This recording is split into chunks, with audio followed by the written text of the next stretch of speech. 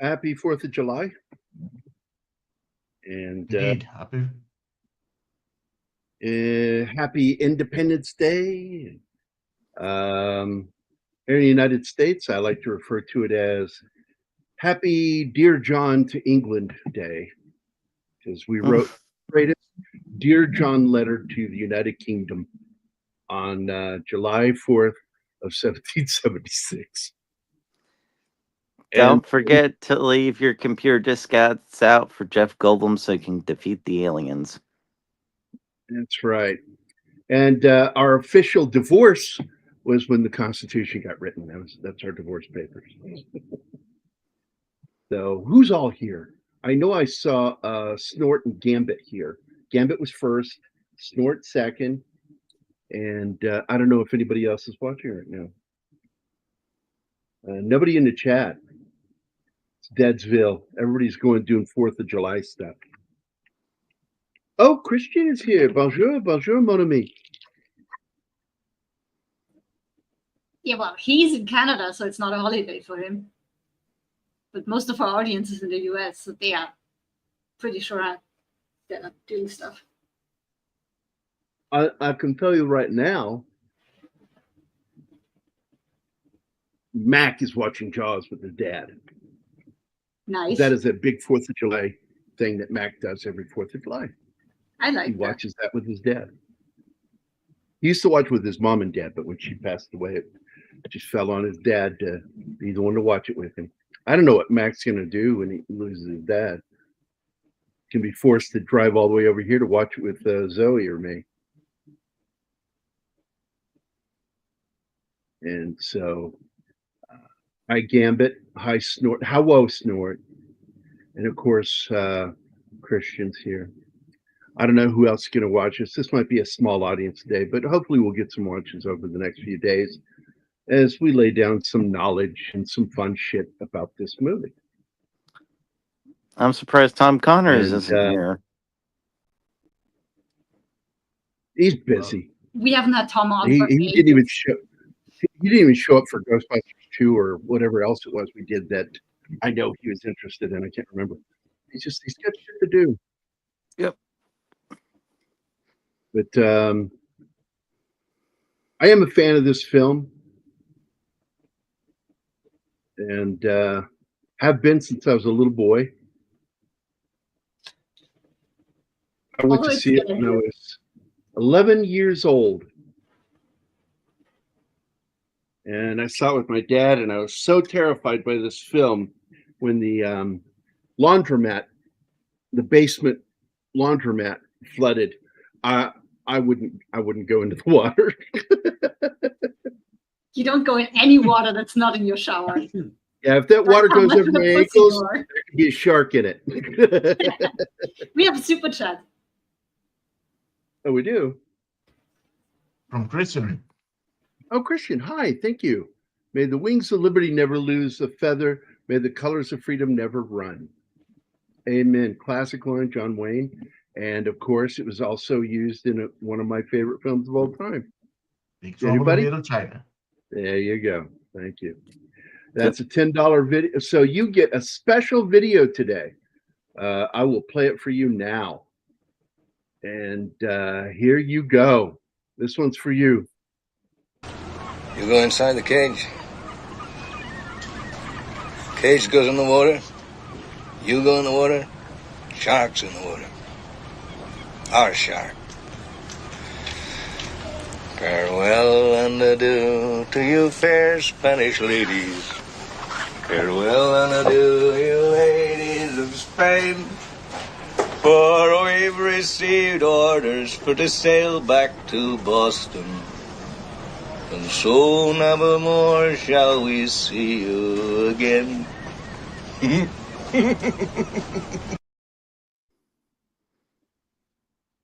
One of my favorite scenes in the film. One of my favorite characters in this movie. Yeah, Shaw's character, his Quint, is just one of the most unforgettable movie roles in film history. Is Quint? Yeah. He's a little bit Ahab. He's a little bit rock and roll. Do you know how many that scene gave me the chills where he tells the tragic story of the shark biting through one of his friends and severing him in half, knowing that is coming for him. Because I've seen the movie before. Jesus. I got goosebumps and it's really hot in here. Well, this movie is the only film Spielberg ever did that was chock full of irony. Because I don't think Spielberg understands irony sometimes. I really don't think he does. And him and Ridley Scott just have a fundamental lack of understanding of irony. But that one is so full of it. I mean, number one, you have a cop terrified of water becomes the police chief on an island. You have a guy who survived one of the worst maritime incidents with sharks and ends up being killed by that which he hunted. Hold on, what was that? More people are killed each year by bears and sharks. Killed by hippos too. Hippos kill a lot of people. Hippos are terrifying. Yeah, they're territorial, extremely territorial, and extremely violent. Also, just so you know, even though Indianapolis is mentioned in the book and it became bigger in the movie, and ironically, it was top secret. It was still held top secret at the time that this movie was made. So the information that was given in this film wasn't known by the general public. And more so, one of the members of the crew called in that day because she had lost her husband. I think it was her husband? Her son had been killed on the Indianapolis, and she had no idea how he died. And because of that speech in the movie, she found out. That's a weird way to do. In the book, they mention the ship, but it hasn't been known what happened. And by the time they made the movie, more information had come out, so they could blow it up and give him the speech. That is pretty chilling. Yeah, so, basically, John Milius was brought in just for that scene, but it ended up being like 5 pages of dialogue. And they said it 15. I'm like, it was not 15 pages. It was 5 pages of dialogue. It was a long diatribe where he goes into detail. And what happened was, it wasn't like Shaw, because Shaw was actually a very good writer. And he went off and whittled it down to what you get in the film. And he just took the essentials. He did the same thing that Rutger Hauer did with the Tears in Rain final speech. But the Tears in Rain was original. That wasn't in the original speech. That was something Rutger added because of all the rain. And he added that. And that's also showing just how skilled he was at storytelling. But Shaw was a hell of a writer. And he went off and he whittled that down to what we got. And he added the doll's eyes, dead like a doll's eyes. That's a Robert Shaw original, not in the script. Hi, Penny. Hi, Penny. Hello, Penny.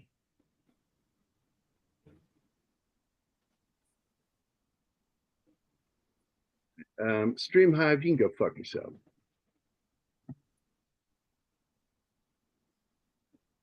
We get these fucking spammers over on Kick. Just annoy me. Yeah, and they get banned every time they raise their ugly head. You're having fun with that, Martin. Admit it. Oh, yeah. Hot singles in the area? Don't mind if I do. Fingers, you say. And so that's 2 great film speeches that were whittled down by the actor and 1 ad lib added. That's an interesting comparison that both did the same thing. I wonder what exactly causes that not to happen anymore. Because Actors are usually activists. They're not writers or creator types. They're activists. They just choose this platform where acting takes place. They're really not very good. yeah, the thing is, it should be easier to do that more than ever because, back in the day, you'd have to load film. You had what, maybe like 15 minutes of shooting. Then you'd have to load up another can. I forget They what want to the make wait time. they want to make millions Oh, they're Okay. 10-minute reels. talking trash about capitalism. What? Nowadays, actors just want to make millions while talking trash about capitalism. Yeah. By the way, I was watching last night on Film Threat, and they were like telling Marvel, you really need to pull that guy off of the marketing stint of this because they played like 5 minutes of him rambling. The guy that plays Reed Richards, Ah, and it's like he's not even saying anything. It's like I don't know what he was trying to say. It was so fucking weird.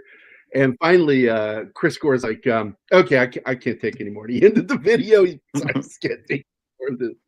And I'm like, yeah. He's like, they said, really, they need to be pulled off the junkets.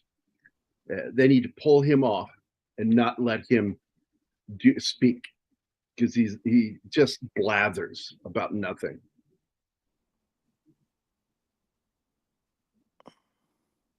And the first review came in, by the way, I saw for Superman. It snuck out because there is a moratorium on it, but apparently it snuck out. Not good. But I just don't give a shit. I'm going to watch this film. I'm not going to get involved with all the pre-discussion of whether it's going to be good or bad.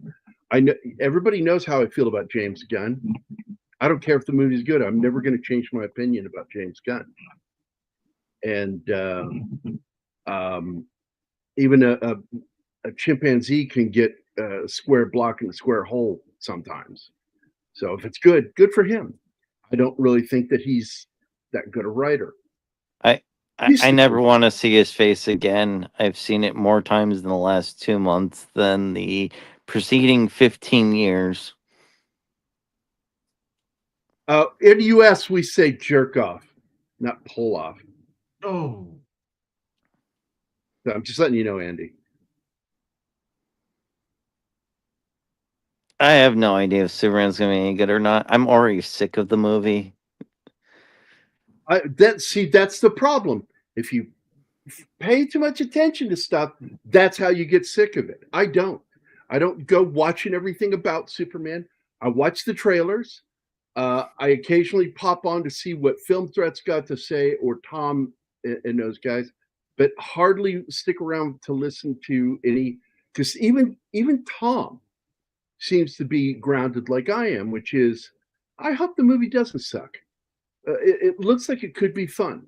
I don't know. I'm going to wait to find out.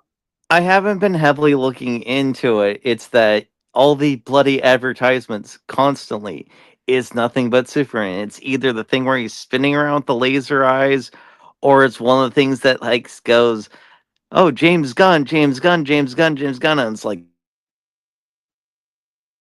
I've seen this ad 1,000,000 times. I know it's coming out, and now I don't care. I don't watch television at all. The television I watch is without commercials. So no, YouTube ads. I don't get inundated by ads, and so I've only seen the trailer when I want to see it, and I've watched each one time. I did go back and watch the last one, the final trailer, full trailer, and I watched it twice, and I watched the international trailer twice. And but you got to limit it. It's like I used to have friends all the time tell me, "Man, I hate that fucking song. They play it on the radio all the time." I don't listen to radio. Listen to it. I don't listen to radio, commercial radio. If I listen to radio, it would be news radio. Don't really care much for top 40 being played the same songs every hour. Of course you're going to be inundated and have it ruined for you. Just don't partake in it. By the way, I haven't said hi to Slasher Fred. So hi, Slasher. How you doing, buddy? The new Superman movie looks like something out of the 70s because that's how they look back then. Well, and they're also kind of imitating that Superman trailer. Poster with the color scheme stretching. They did that on purpose, which I thought was clever. And it will leave you 70 times more disappointed than you need to be.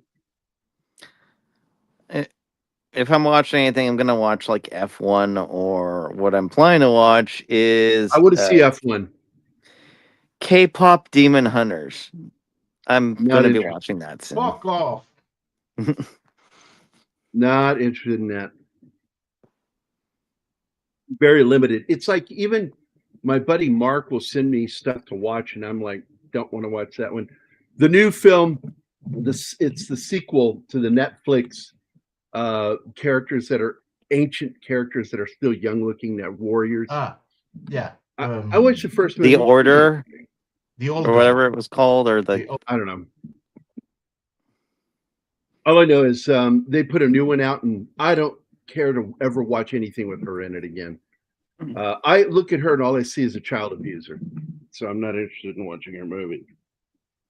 Yep. But hey, you can always at least watch Jaws. I never watched this as a kid. It wasn't until my 20s that I saw it. Not even through trying, it just never was on. And of course, always heard of it, knew about Just Through Osmosis, because that song from it would be parodied everywhere when I was growing up. Well, Jaws was really at the tail end of this. It was made during the death of the studio system. This is back when the studios were being sold to corporations, and corporate filmmaking began in the 70s. And Jaws was really right at the onset of that, so it squeaked through. And Alan Ladd Jr., if not for Alan Ladd Jr., we wouldn't have gotten something like Star Wars. Star Wars got made because he saw something in George Lucas. So much so that he robbed Peter to pay Paul, because money that was $6.5 million that was meant for completion funds for Damnation Alley was reallocated to George Lucas to finish Star Wars. And we talked about that when we talked about Damnation Alley. And but that's what he had to do, because the corporate overlords were taking over the studio system. It got so bad that after Star Wars, Alan Ladd went to a board meeting and just got raked over the coals by them, because he didn't take enough from George Lucas for completion of Empire Strikes Back. And he just walked out and quit, because that was the end of studio filmmaking. It was done. It was over. Alan Ladd was the last holdout. Zanuck and Brown were the last holdouts there at Universal. Yeah, man. I wish I could find people like that where I'm at in the industry, because it's just, it's the Silicon Valley companies, and they don't know shit. Simple as that.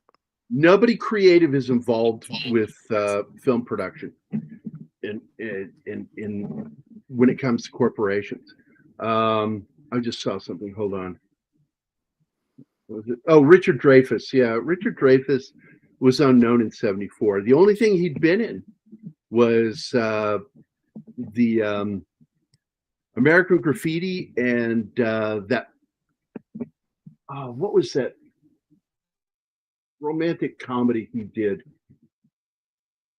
where he's a Jewish kid?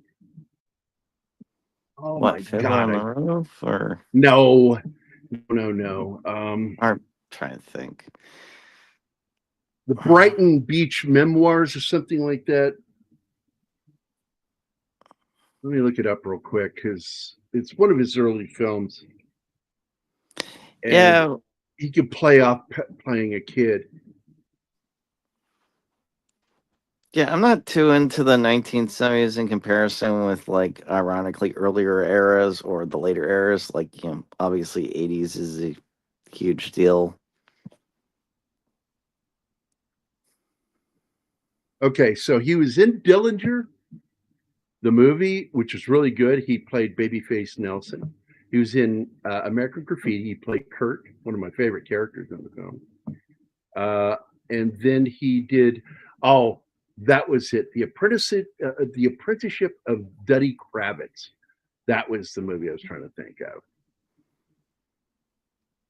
And those were his young man movies.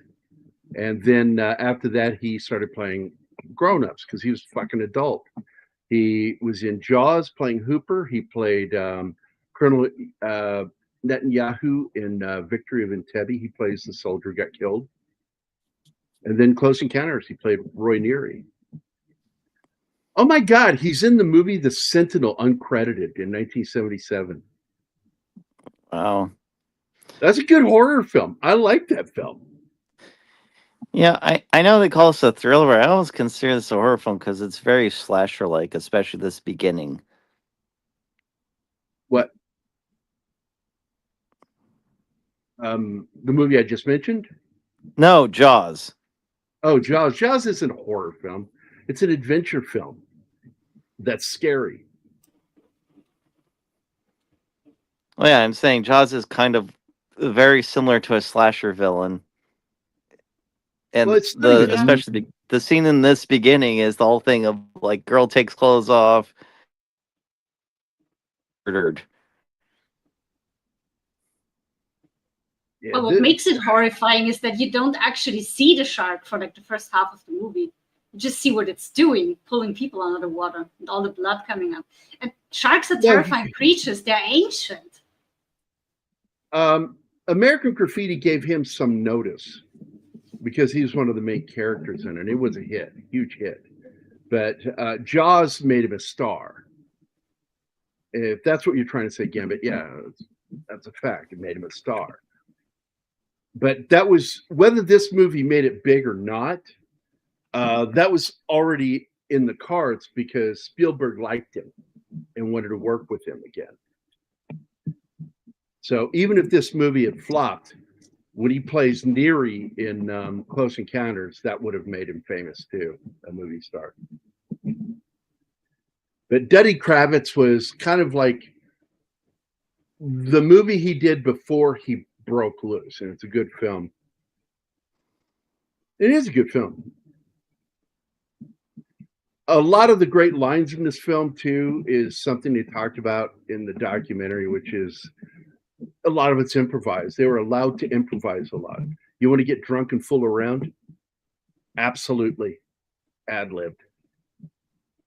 One of the best moments in the film between Scheider and the younger son is at the table, and it was totally improvised. It was just something that happened, and they started doing it, and it was off camera. They're in between takes, and then he got got Spielberg and says, "Start filming this," and went out there and they started shooting it, and they set up three cameras for this shot, and they got it. Well, Goodbye Girl, he was already a star by that point. But Goodbye Girl is a great film that, once again, expanded his star power. I love that movie. Paul Simon. And hello, Maximum. And hello, Chandler Hammerschlag. And hello, Lenny Kravitz. I don't know what that's about. He wants to fly away. Yeah. You need more cocaine, Shematsky. That's my secret, Martin. I don't do drugs. You can't do Lenny Kravitz impressions and sound like the guy from Gulliver's Travels. Now, again, another thing I love about this film, they talk about in every documentary, is how they decided to use locals in so much of the movie. This kid in particular, he's a local. He's an islander. Well, I love gives this the movie scene its because personality. they had trouble getting this to work. They had so much trouble getting this to work because that hand didn't look real. So finally, they dressed it up enough and got the fiddler crabs on it to where that sold it. It's the fiddler crabs. And for those of you who don't know what fiddler crabs, micro crabs that have one claw bigger than the other that live on beaches and in the sand. I used to believe they were magical when I was a kid because I would catch them and keep them in my sand and some fiddler crabs in a cigar box, and they'd be gone by morning when I woke up. And my brothers would tell me, yeah, they're magical. They can get out of any box. No, they were letting them out at night, freeing them. They're just fucking with me. You sound like you had a really terrible family, Gary. It was an experience. Being the baby. And you think, oh, the baby's going to get doted on. No, I got tormented like crazy. No, it just means I fought everyone's back. bigger than you. That was prepaid karma. But in many Like, ways, I've I also seen your bullied my YouTube sister. show, Gary.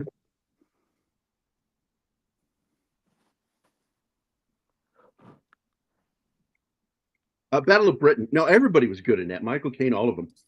It's a good film. We covered it. The story of the murder victim who may have been an extra in Jaws. What? She was one of the people who disembarked from the ferry near the beginning. Get the fuck out of here. She got murdered? That's crazy. Yeah, but I don't think it happened during production. She was an extra, and afterwards, she may or may have not been murdered. Allegedly. I did hear about basically all the sex people were having because they proudly talk about that in some of the documentaries. I didn't see that.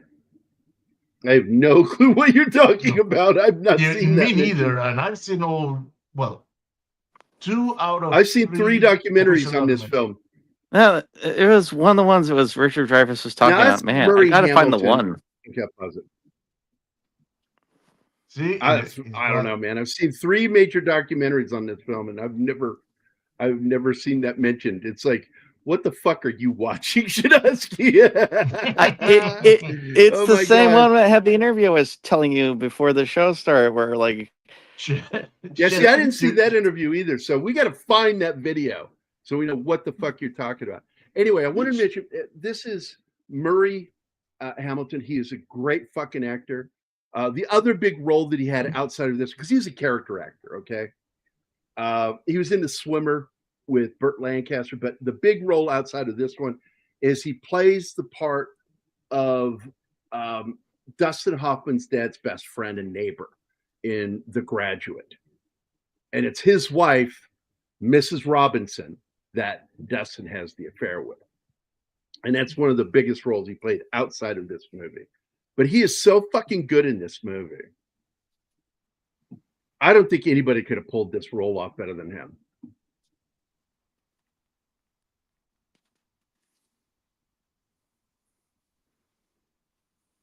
And by the way, that guy on the right, that's Carl Gottlieb. And Gottlieb is a producer, an actor, and was the writer, one of the writers on this movie. So that's a character he got to play. He also wrote Caveman with Ringo Starr. And he co-wrote Dr. Detroit with Dan Aykroyd. Those are just ones off the top of my head that I remember. So Murray Hamilton, Carl Gottlieb,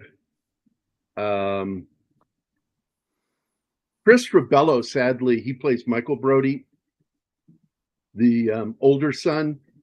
He died young. He died 37, I think he was. Yes. Heart attack. Lee Fierro is so awesome. She was another local who had some acting experience. They used almost everybody in this fucking movie, unless you're a star, is a fucking extra from the local area. I love that they did that. But we only lost Lee Fierro, who plays Mrs. Kittner in this. 5 years ago? I do remember, at least the one I watched, she would talk about that people would just come up to her and ask her to slap them. Yeah. Slap them. Yeah. I love that. She got a kick out of that. She got a kick out of that. Yeah, I love this old man. This she creepy ended old it man. eventually. She came to the point where she was like, retired. "Yeah, I'm doing that. I'm not doing that anymore. That was my last She slap." retired from slapping people. Yeah. Imagine being famous for that. I don't know. I love all these people. Just they look so natural here because they fucking are. live there. They don't, they look like just normal people because they are. They're not movie actors that have to have a special look. They actually look that way. I love that. There's the Kittner boy going out in that fucking yellow floaty. Yep. And I'm glad they oh my God, here it is. That's Harry. That's Harry in his hat. It's one bad hat, Harry. And we know July 4th is a day of celebration, but also it should be a day of remembrance for the little Kinner boy. Never got to grow up. Right. Got to tell you this one. So she went, Lee Fierro, that played Mrs. Kittner, went to Massachusetts one day and went to a local restaurant, a new restaurant. They had seafood, and one of the dishes they served on the menu was called the Little Kittner Boy God sandwich. damn. Wow. And she laughed and said, "I'm Lee Fierro. I played the part of Mrs. Kittner." And so the manager came out from the kitchen and walked out there, and guess who it was? The kid. It was the kid. That was his place. He owned the restaurant. And I thought that was funny. What a fucking odd thing to have happen. But they originally shot more. It was far more graphic. They also had some trouble with the kid because he wasn't splashing around right or something. So they got some handlers out there under the water to roll him around and shit to make it look like he was being attacked. And that's why you get that great rollover moment with him. And but it ended up not in the film, because what you see in the film is just the quick rolling of the shark. And I think it was enough, man. I got to be honest. It was so graphic. We didn't need to see any more than that. Well, yeah, it was like an explosion of blood. It was almost like something out of Evil Dead. Yeah, the first explosion, they should, because we watched it. It's in that documentary. It's like a fountain of fucking blood. It's like, I mean, why don't you just be Johnny Depp's Beg from Nightmare on Elm Street, for God's sakes? So there he is again. The guy on the right there is the writer, the co-writer of the script. I'm writer of the book. Yep. Now, Susan Backlinie, I think is her name. She plays the nudist swimmer in it at the beginning. She reprised the role again later in the movie 1941, where instead of a shark, it's the Japanese submarine. It gets her. Yep, that's a weird thing too, because it's a director making fun of his own work, which doesn't happen too often. Yeah, self-parody. I love that shit. And by the way, we also saw in that one documentary that there was more of the remember the counselor guy is out on their boat telling the boys need to go back in, that he gets attacked and killed by the shark. That there was footage shot, and we saw the footage of him holding the Brody boy. Yes. As the shark's dragging him, and I'm like, oh my God, I'm glad they didn't keep that in. It's the way it works now is the shark swims gracefully by him. After killing the teacher, like I'm full now. I don't need you. And that's so fucking ugh. It gets me every single time I gives see the it kid a swimming huge by him. shock. Yep. It puts him in a catatonic state. Because he watches his counselor teacher get killed. Oh yeah. By the way, I just want to tell you guys, you'll enjoy this. Anima lost her shit again when he scratches the fucking chalkboard. She says, "Oh no, stop. I didn't remember it was going on for that long. I was like shouting at my laptop, "Stop it now!" And what I've always thought funny about that is that doesn't bother me. In fact, I can do that. I like to fuck with my friends, and I'll scratch chalkboards or scrape my fork on a plate. Fuck that. I'm like, oh, does that bother you? Really? What is it? What is it about this that bothers you? Is it the sound? You try the fork thing, I'll stab that fork in your ass. Look at you, little Miss Pacifist liar. The book always gets mentioned for best first line. The great fish moves silently through the night water, propelled by short sweeps of crescent tail. Yeah. I read that book way back. I think I read it in 78, 77 or 78. It was right around that time I finally broke down to read it. And it is a good book. I do like it, but the movie's better. I'm glad that they left out the whole mafia thing. It was unnecessary. And it's in the second book too, which I read the second book. And I saw the movie and they left it out of the movie. But it's in the book. The mob is in the second book, Jaws 2. You trigger a snorty here.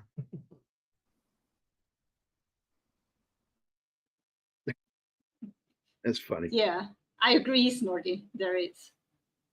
Crazy thing with Jaws is Jaws ripoffs is basically its own genre. Like there's, I forget how many, like over 300 movies or some crazy shit like that. They're all just ripoffs of Jaws. Yeah, but if you look at it this way, even Jaws is a ripoff of The Duel. So yeah, well, Spielberg even mentions that. But by the way, if you look over here to the right, that's his first mate. Quint's first mate over there, standing on the right. We don't really see him too much. He quits the day that they show up. He quits. Yep. They don't have it in the movie, but it was shot. I love his accent in this film, and I love everything, the way he says everything in this movie. And a lot of people don't know this, that the person who taught him how to say his lines is the same guy that plays Ben Gardner. He was his dialect coach. Interesting. And I'm going to pause it here for a second because I got to show you some cool shit here. Because you all remember Ben Gardner. This is the last time you see him in the movie. Mm. But this is the foam casting of his face and head. It was made for the film. And it did make an appearance in The Walking Dead. That's him. Really? Yeah. Oh. There's also another nod in not The Walking Dead, but the other series, Fear the Walking Dead, this scene. You see one of the yellow barrels back there. So, because Greg Nicotero was heavily impacted by Jaws. And the movie Jaws is what made him want to do special effects makeup. So there you go. And another thing that I want to point out about Jaws is the fucking trailer for this movie was so intense. And the gentleman who delivered those lines, it's like the devil made... what's the line? What is the line? The devil made flesh. Made flesh. And God gave him jaws or some shit. No, it is like God made the devil and then gave it jaws. Right. There you go. That's the actor. His name is Percy Rodriguez. Hey, Dr. Lansdowne. He's the voice. And he went against his direction because they wanted him to go more excited, more high pitch. And he went, no, you don't know what you're dealing with here. and he went that way, and he was right. Slow and low wins the day. I love this scene because you see Dad looking at the pictures of the sharks and all the bite marks. He's, I told you, get out of the water. And she's like, I'll let him play. Just until the sun sets. And then she looks at one fucking painting of a shark shoving its snout through a boat. And then she starts going, you hurt your father. Well, what freaks me about that scene is that they're both in the house. The kids are both out there on the water, unsupervised. Well, that's what we were back then.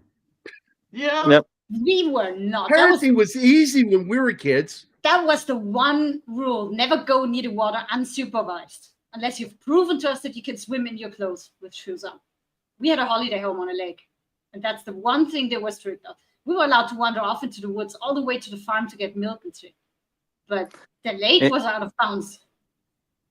It's also really funny because all the land stuff they shot first, so you can see everyone's like, enthusiastic. And as soon as you get to the water, you can, if you pay attention, you can just see the production reeling on them as it's going over time, over budget, and looking like the entire movie is going to fall apart. Exactly, because it really was. And this is the prime example, this scene. This isn't in the book. This was something they devised because the shark wasn't fucking working. So they came up with this idea for this scene. And I think it's amazing what they did. These guys chunk out the wife's roast, going to get his ass kicked for stealing the roast. And they throw it out there, and they thought they would catch that shark before everybody goes out the next day in their boats. And the fucking shark takes it, rips the pier, and he gets pulled off in the water. And you hear his friend in the music, the fucking music. There's no shark. There's no fin. All there is shit happening and music. It's brilliant how they pulled it off. Out of necessity, because they didn't have the actual shark, and it made it all the way more terrifying, because now it happens in your head. Well, yeah, also you can't see it, so it's like, where is it? Where is it? It's doing things, so you have no idea where it is. And that's one of the reasons this type of movie can't exist. Said, I couldn't believe they got away with showing this picture. Yeah. Because those are real photos of a real shark attack survivor. Nice. I guess if it's black and white in a book, they don't care as much. Maybe, yeah.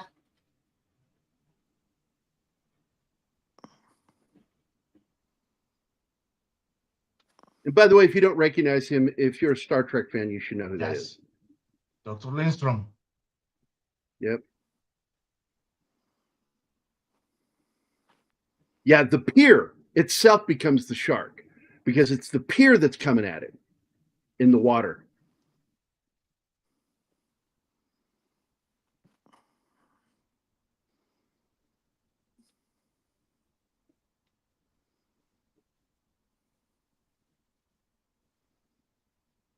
Yeah, well, I've never liked water. I like boating. I don't like swimming in it.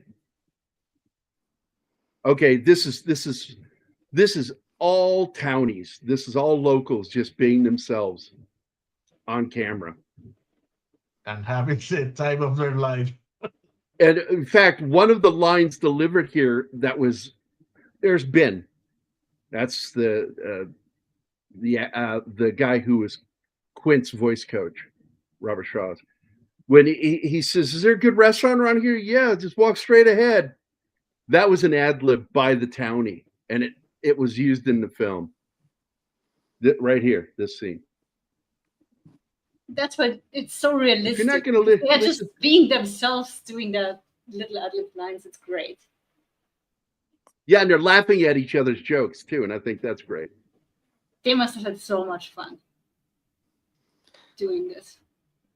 Yeah, because they thought the shit would be over There's a good soon. restaurant or hotel on the island. He goes, yeah, just walk straight ahead, which was in the water. Yeah, well, they started on May 1st and it was supposed to wrap up by the end of June. And actually, this took 7 months. Pretty crazy. Those guys that are in the boat, they're all going to die. No. Not only they're going to die, they're not going to leave the harbor alive.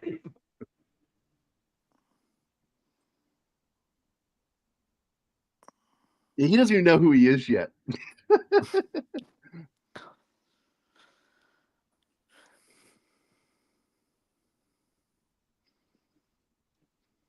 It's also funny. Richard he is. Dreyfuss ends up Garden. surviving because shit didn't work. By the way, the guy in the back of Ben Gardner's boat apparently was a victim too, but he's forgotten because Ben Gardner is the only one mentioned missing, but he had somebody in the boat with him. Huh. Yeah, people forget that.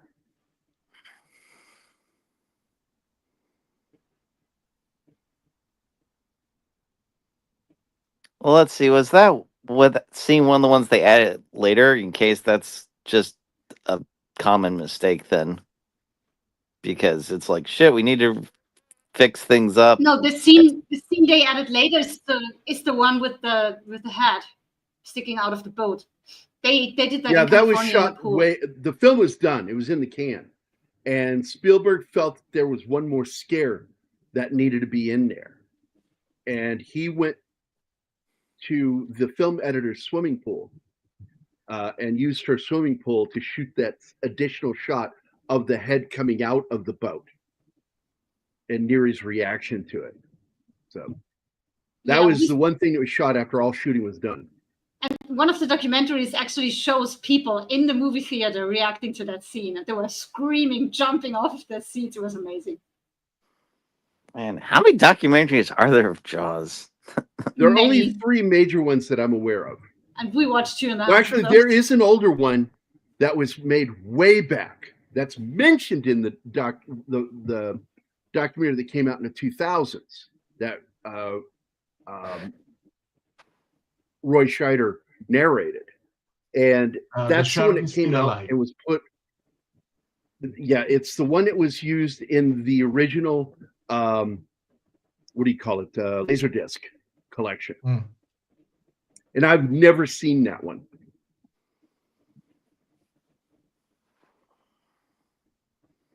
Yeah, because I was looking, there's like a BBC documentary on Jaws. There's, what is it like? No, ISC, one of the movie channels has one. That documentary is called The Shark is Still Working. And it's narrated by Roy Scheider. I think it's one of the ones that we watched. Yes, that's the second official documentary. By the way, I always loved the Jim Belushi version of this on Saturday Night Live. I'm not Jim Belushi, John Belushi. He does Hooper. Spot on impression of Richard Dreyfuss. It's great. Don't forget Land Shark. Oh, yeah. Yeah. By the way, that was a real shark that they had paid to have caught. And it was on set for so long, it really got stinky. There's Gottlieb again. The writer.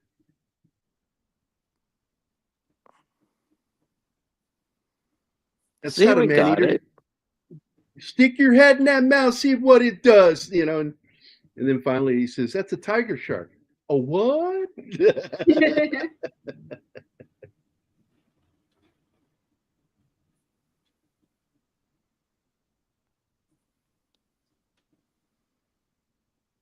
I do love by the end of this, the mayor's completely like given up, and he's just like, yeah, you can have the money. Well, in the book, he was being. I have no threatened idea by what the to do mob. anymore. Well, in the book, like I said, he probably would have gone along with the police chief, but he had the mob crushing him. and the city council pushing it, and he's just trying to placate everybody. But his mistakes, like he basically dismisses the one person who would know what's going on is Roy Neary. When he says, "I bet you'd like to get your name in a book, wouldn't you?" That's such a dismissive fucking insult. Yeah, it seems more like his whole thing is like he's almost like thinking, "Hey, if we ignore it, go maybe it will just go away, and we can That's keep the one I'm things talking about. going." Right there, Laurent Brasseurs, how do you pronounce his name? It's The Making of Jaws. That's the one that's on the Buzo. Laserdisc I'm talking Yeah, about. and it's hard to find Max Demon. I believe me, and I've never found it. oh, I just did, and it's on a horrible quality. This scene is so intense, and it just proves, you don't need to go to Hollywood to find a good actor. This woman nails this scene. And yeah, she Yeah. does have Matter theater experience, but she also mayor. has talent. Well, it makes you even madder at the mayor because it's like she's not right. She's wrong. No shit. You're the one to blame, but he won't do that. He won't shift blame. That's the good a person that he is. Because it's the mayor's fault.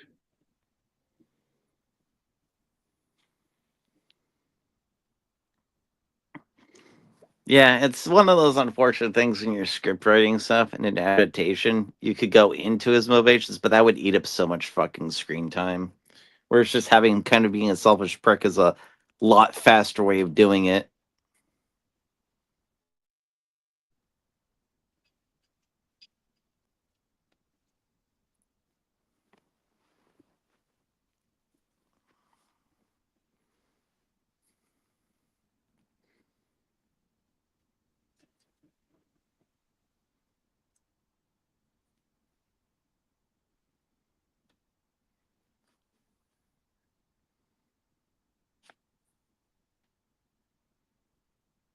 This scene always kind of reminds me of that scene with Roy Neary in Close Encounters. The dining room table moments.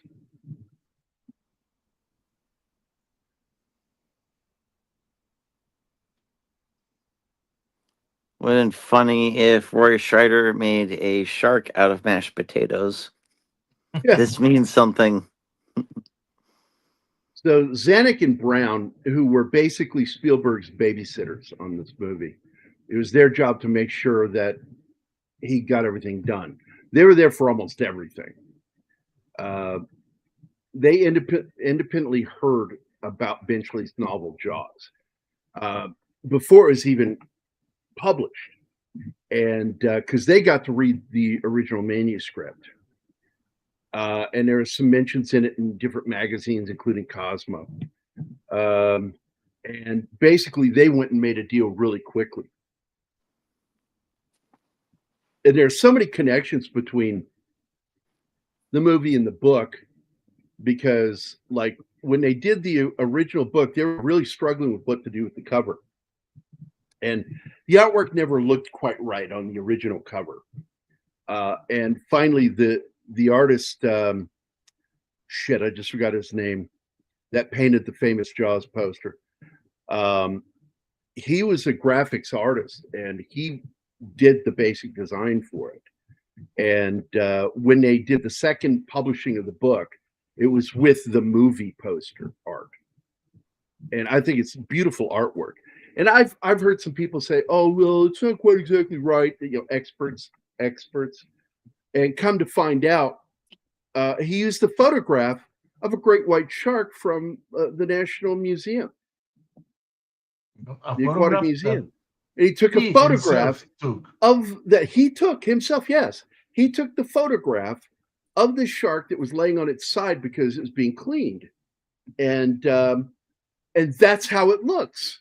And it's like, fuck you people that think you are experts on things. That's a fucking real shark that he fucking took that photo of, you dumbasses. But after he did the painting, he pretty much gave it to them to use as they please. And then later, it was stolen. And he left Is this Roger planet. He Castell died. the name you're looking for? Yeah, Castell. And he died, never being reunited with his original painting. Some That asshole sucks. out there fucking stole it. Well, they also took apart the Orca too, the boat that they used for the sinking. Oh, people that were going there. The Orca 2 is the fiberglass one. And they were stealing shit off of it. People just It go was there on and private property. They still did it. It sucks. people that do that, man. Yeah. In my involvements with production, like basically without fail, someone has to watch equipment at all times because there's always that one guy. It's like, hey, $50,000 camera, yoink. What really? Wow. Yeah. Yeah, because like one of the things you don't think about, like all the lighting, everything else, it has to be somewhere. Especially when you're dealing with like independent productions like what I'm doing. You know, oftentimes there's like a trailer or something like we have everything in. So, needless to say, that gets fucking watched. Yep. Well, So there were you some major remember- changes that I do want to address about the book to the movie. Neary died, or not Neary, I'm sorry. Hooper dies in the book. He's also a piece of shit that sleeps with Brody's wife. There's a lot of stuff in that fucking book I don't I'm like. glad they changed that. Yeah, And they changed a lot of that. They went more for a stronger family element, and then 3 men versus nature. And I think that they polished it in a great way. And like I said, you had Gottlieb that went in and did some writing. They also, like I said, they brought in John Milius to polish up some of the dialogue, including the Indianapolis stuff. And that got polished even more by Robert Shaw himself. the what's it, the can crushing and the paper cup crushing. I think that was done on the moment type thing. Yeah, there's a lot of ad-libbing. Sugarland Express writers Matthew Robbins and Hal Barwood also made uncredited contributions to the script, and because Spielberg kept pushing for more levity, he wanted more comedy with the characters, real world comedy, real life comedy, and so they got what they were looking for. I think this is probably the closest thing to a perfect movie you'll ever get. Oh yeah, here's the scene where he goes down to find Ben Gardner's boat. Hey, there's something jammed in here. I wonder what that is. It's a head. And he drops the shark tooth. What's in the boat? Yeah. What's in the boat? Right, what's in the boat? You lie. The water box is something Gambit brought up, which is it's a plexiglass case that was made to be able to film underwater with movie cameras that can't go underwater.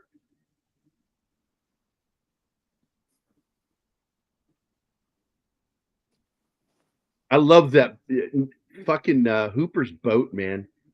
That's a yacht. Oh yes. It reminds me the boat of oh my god, the guy that played Dan Tana in Vegas. He made a series and he was a marine biologist. It was called The Piranha. yeah, Gavilan. The series I remake of thought it was Piranha. Gavilan.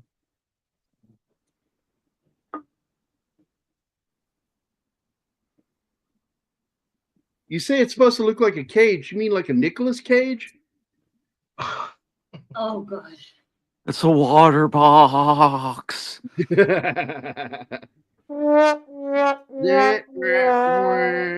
Though Spielberg complied with the request from Zanuck and Brown to cast known actors, he wanted to avoid hiring any big stars. He felt that somewhat anonymous performers would help the audience. Quote, believe this was happening to people like you and me, end quote. So he went for lesser known people like Lorraine Gary that plays Brody's wife.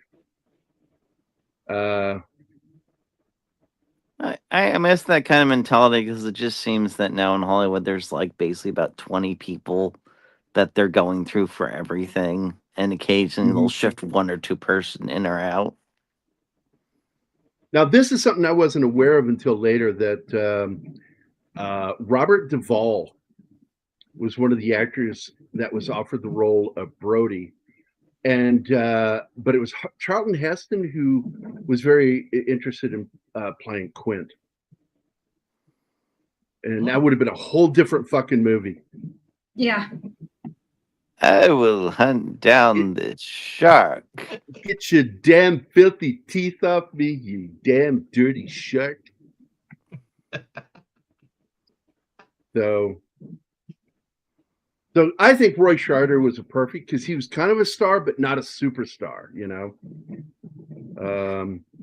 9 days before they started production, neither Quint nor Hooper had actually officially been cast. So the role of Quint was originally offered to Lee Marvin and Sterling Hayden, which is funny because Sterling Hayden in the movie The Long Goodbye was given the role of a character who's loosely based off of Steinbeck, John Steinbeck, another person famous for killing sharks. You know what he used to do? I mean, that's Steinbeck. Oh, crap. Hemingway, sorry. Hemingway, who was famous for killing sharks. And do you know how he would do it? Anybody? I didn't know that. Harpoons. He used to go out on the water in his boat, and he would take a lot of ammo with him, and he carried a Browning automatic rifle, BAR, and he would shoot the fucking shit out of sharks. If anybody lent any weight to making sharks go extinct, it was Papa Hemingway. He hated sharks. And he was killed by the thing he used to kill sharks, so that's ironic. Well, an M1. Actually, it was an M1. But Zanuck and Brown had worked previously with Newman and Redford on The Sting, and guess who the villain was in that movie? Robert Shaw. So they were the connection to Robert Shaw, and he came in and took the part, and absolutely great. And you know how good he was. He's the greatest Bond villain in the history of James Bond in From Russia with Love. I don't think I've seen that one. I've seen Dr. No. So no, I here don't think are I've seen some actors who were up for the part of Hooper. John Voight, Timothy Bottoms. Here's the weird one. Jan Michael Vincent. Joel Grey. I know. Joel Grey makes sense. Jeff Bridges kind of makes sense. But Jan Michael Vincent, that's a weird one. Jaws Wolf. George Lucas, who personally, because he was on the set, and there are rumors that he was there high with Spielberg when the shark got broken. So anyway, George Lucas personally recommended Dreyfuss from American Graffiti. And Spielberg had attended a screening of The Apprenticeship of Denny Kravitz and felt that he would be right for the part. That's history was made right there. Principal photography, as Anima brought up, began May 2nd of 74 on the island of Martha's Vineyard, Massachusetts. The ferry boat went across to Chappaquiddick. Two locations very well known with the fucking Kennedys. One a little not so famously, more infamously. Brown explained later, and I'm talking about the producer Brown, quote, needed a vacation area that was lower middle class enough so that an appearance of a shark could do damage and hurt tourist business. Martha's Vineyard was also chosen because the surrounding ocean had a sandy bottom that never dropped below 35 feet. And there are some shots in the film that when you see the behind the scenes, really surprises people how close to shore so many scenes on the Orca really was.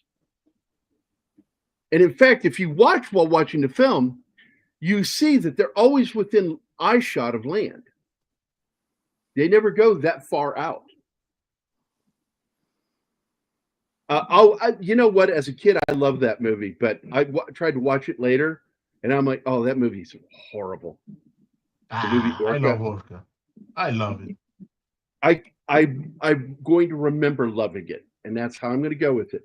These underwater shots that were shot with the water box that Gambit brought up were some of the best shots in the movie. And once again, without seeing the shark, nothing is more horrifying to me than seeing a film from the killer's perspective. I hated that as a kid. There's something primally horrifying about that to me.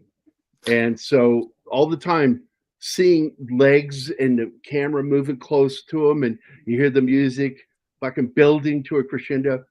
This is everybody's favorite scene. It's my favorite scene in the movie. Dude, we have Sax. Hi, Zach. Hey, Zach is here. Happy 4th of July, buddy. I think everyone's favorite shot is Brody like sitting, and it's the zoom, the perspective zoom. Yeah. Well, Sax, is this for you? Shut the fuck up, Kyle!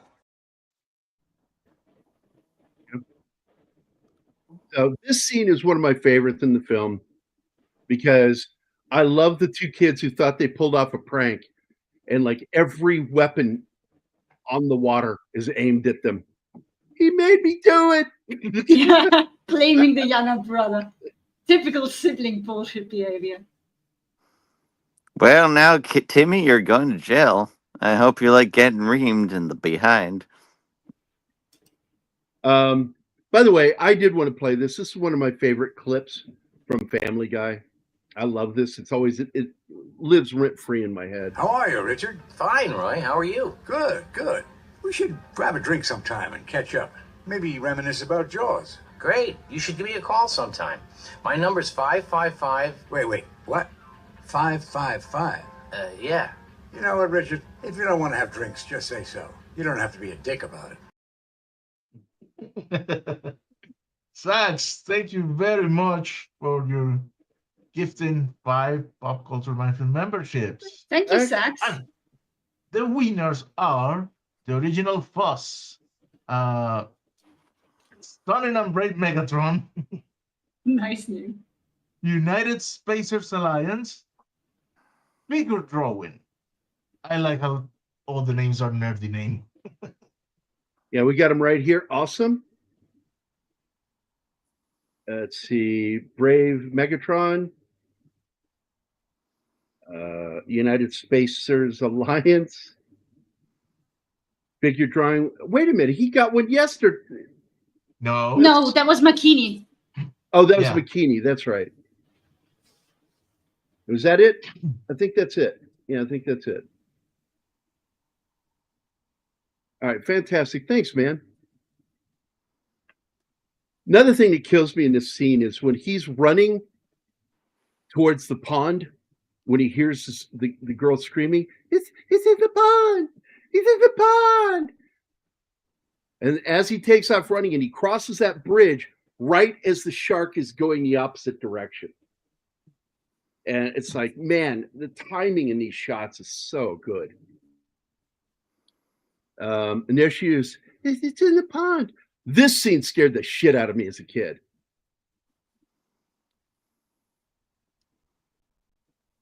And I'm glad they didn't keep that scene in where he's,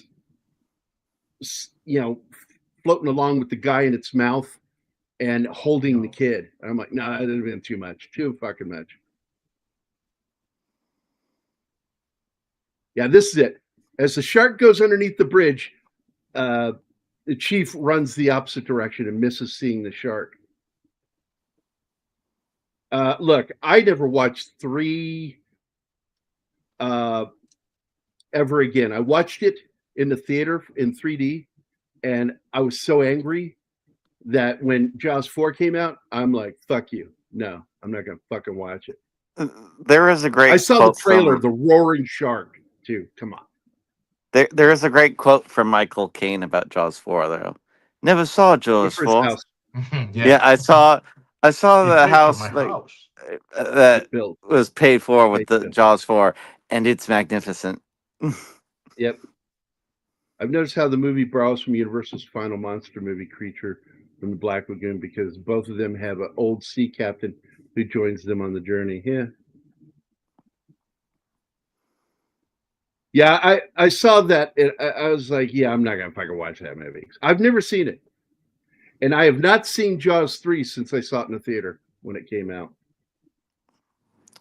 Oh yeah, one fun thing they did when we got to 2015 because of Back to the Future 2, they actually did a trailer for all the Jaws sequels. Because one of the jokes was it Jaws 17 or something like that? Yeah. I also remember in Escape from LA, you've got the Universal Jaws ride in it under the water. Not anymore. I think that Yeah. I think they took it. They took it out. Of the movie? Yeah, the Jaws ride from Universal Park. Yeah, I think that No, it's in the movie Escape from LA. Oh, I was talking about the movie Escape from LA. It's in the movie. The ride is with the shark. Anyway, I lost my train of thought. Murray Hamilton this is it. This is where he breaks. My kids were on that beach, and it's like, stop fucking around, sign the check.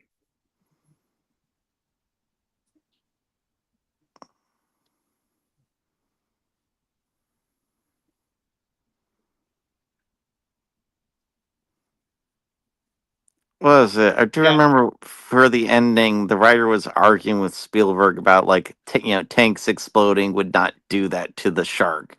It's like it does in my movie. Yep. That's the answer. Does in my movie.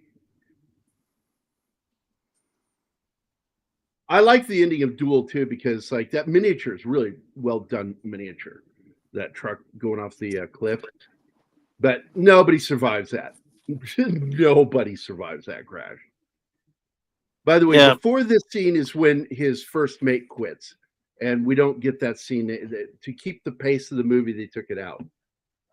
But what's really good here is just more shitting on the Neary character.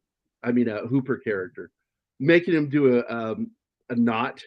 I haven't had to pass basic seamanship since I was like 12. And he goes, "Let me see your hands." He goes, "That's like basically saying that's a banker's hands." The thing is what he's saying. He makes the note, the knot, and Quinn don't even look at it. Yeah, he didn't care. Yeah, The Duel is a great fucking movie. I love that movie. Yeah. We should do it sometime. I'm surprised Quinn didn't draw. What? Hello? You broke up really bad. Yeah. Oh, I said I'm surprised Quinn at one point didn't just say to him, "I'm looking forward to the day when your testicles drop." Well, I mean, he's that rough on Brody's wife. You hear some of the shit in the background he's yelling and saying? Yeah. And there's his first mate still hanging behind him, but he's quit. He's had enough of this shit. Yeah, he is just kind of an asshole.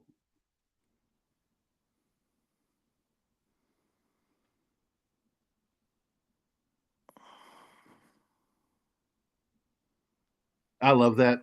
Fucking man, it's not the 70s without a station wagon. Or those haircuts. Oh God, yeah.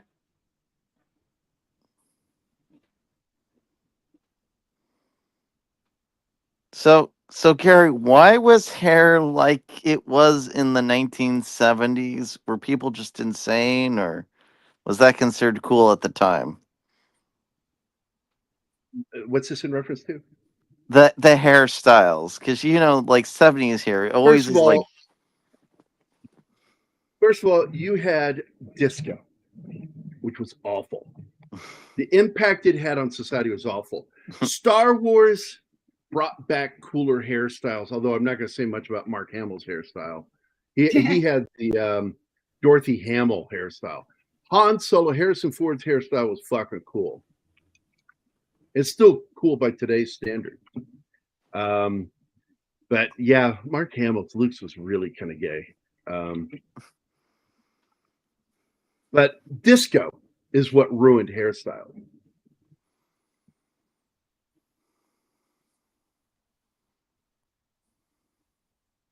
By the way, one of my favorite moments in this film, thematically and visually, is one shot as they're leaving and the camera pulls back through the jaws of the shark. Yes. The bleached jaw shark. The and premonition of theme, that maritime theme right here, this shot right here is, I've got goosebumps just now, just fucking talking about it. I love the way that all works together.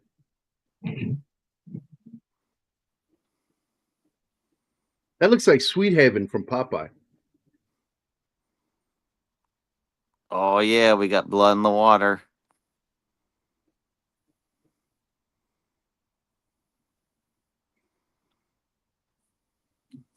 I understand he used to get phone calls from his butthole when he had sex with his wife that, hey, we're gay.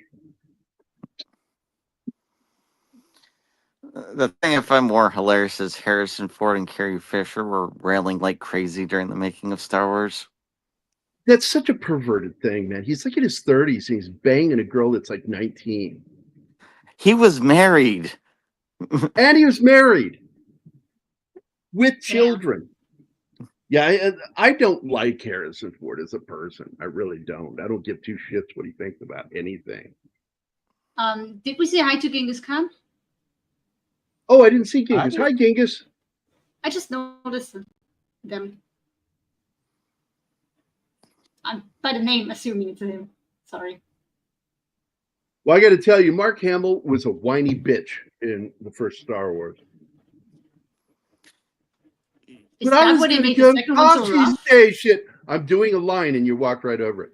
But I wanted to go to Tashi Station. Ah, that's Mark Hamill.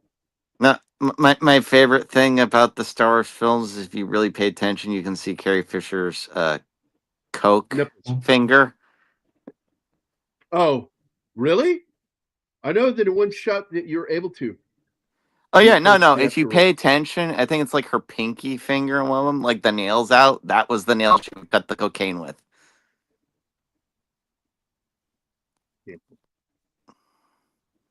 Now I know she was doing. I don't know if she was doing coke when she did Star Wars. She was doing coke when she did Empire, and you could tell by how much weight she lost. I know in Empire. I think there's even some of it in Return of the Jedi, but definitely Empire. Empire. She was she was coked up a lot. She was told to lose weight before the movie, and that means cocaine. Well, if you're gonna have to lose weight, might as well fun doing it. Ain't that the truth, Snort?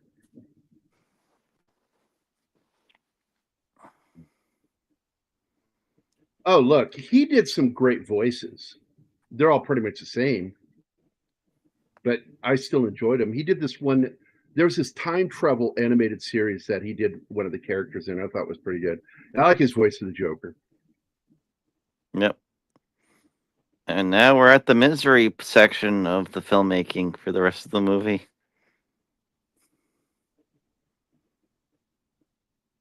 Yeah, from this point on, this is just them. They have to carry the rest of the film. And they are on the actual ocean, and none of them had experience doing that. Camera crew, the whole film crew, none of them had experience. That must have been interesting. Man, it must have been great to have been anyone else but them working on this movie. I'm like, wow, this pre-production comes in, a couple There's months this- go by, we're done. There's a clip, behind the scenes clip, where you see one of the executives fucking fall overboard. They're Really? in a boat, Nice. like planning the scene, and he just leans a little bit and then just falls out of the Too fucking far. boat. Oh Yeah, wait, this is you not mean the anything. boat? The boat moves with you? Yeah, Yeah. No right? shit, motherfucker. It's not on anchored land. If you lean left, the boat leans left. And it's not like a rowboat. It's not tiny. It's just small enough that you will feel the waves and shit. And he just, man, you could tell they're Yeah. noobs on the water. Yeah, I've gotten seasick before. It's a really terrible feeling. Oh, I love this where he does the tongue. He's like just fucking angry at Quint.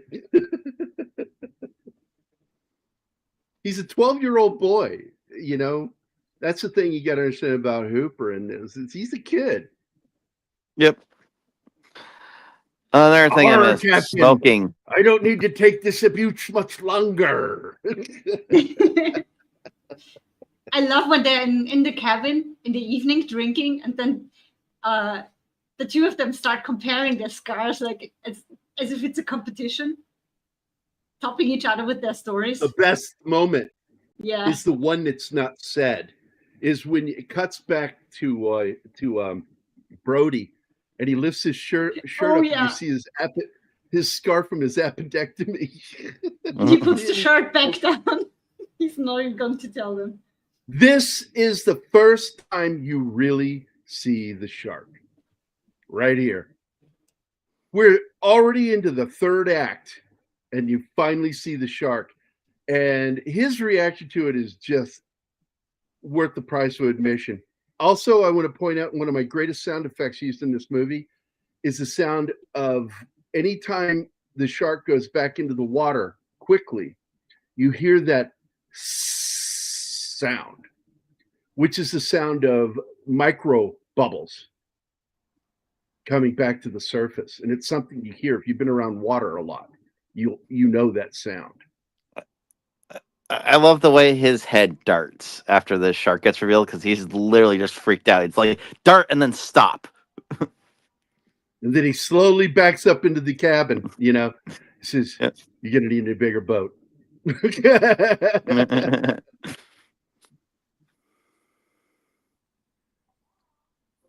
20-footer. She's like 20 feet. 25, Hooper. He corrects him. And this is, this is the one shirt that they didn't have to worry about working. It worked. Was the one on the rail system. It didn't have any of the mechanical parts.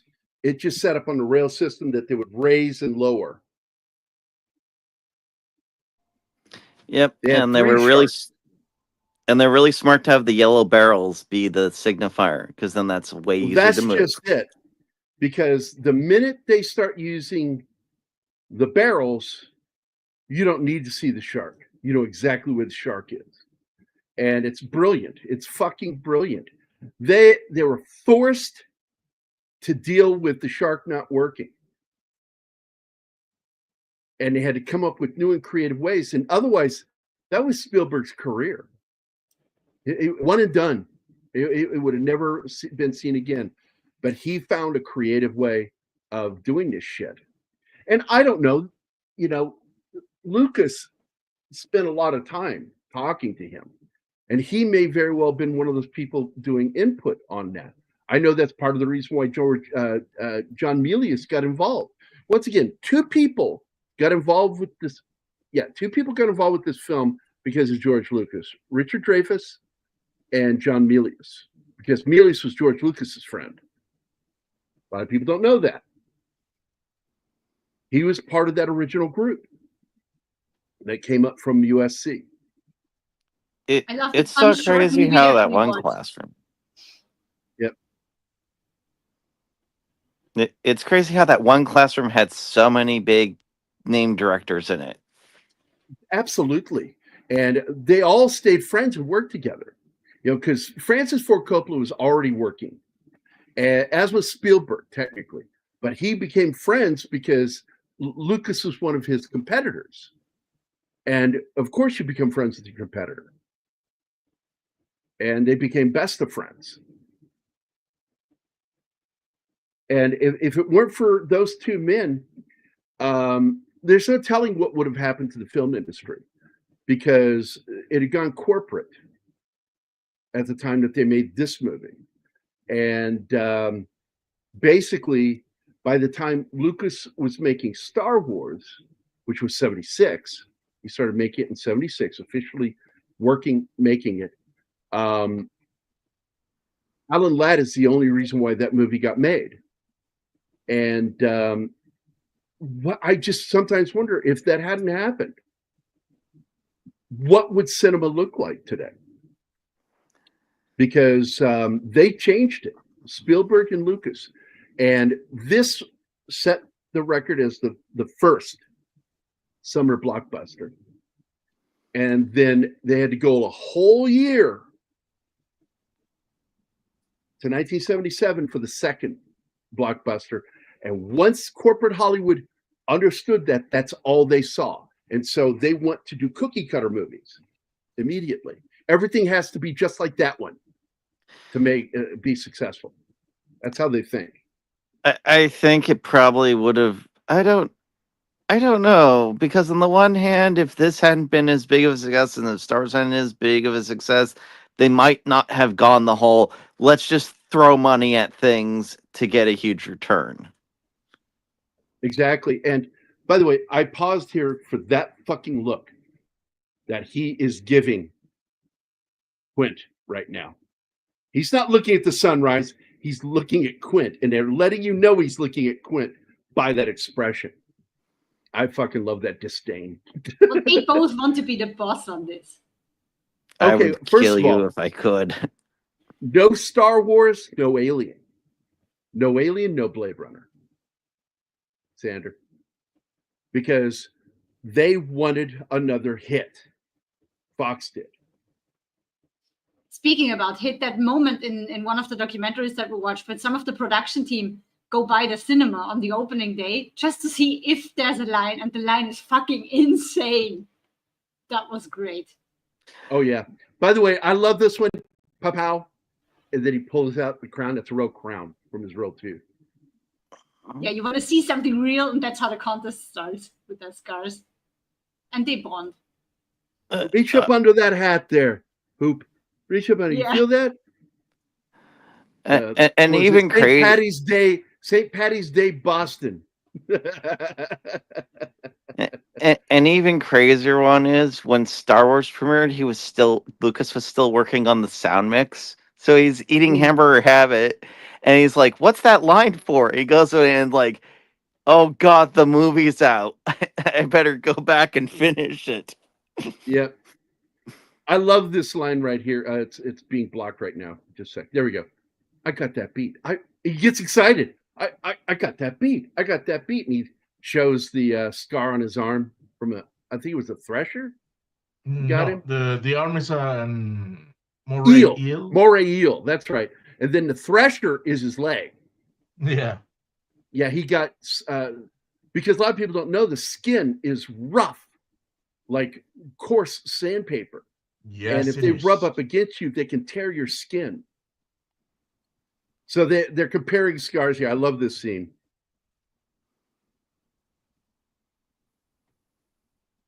It's a fun scene until it isn't anymore, because he comes up with the tragic story.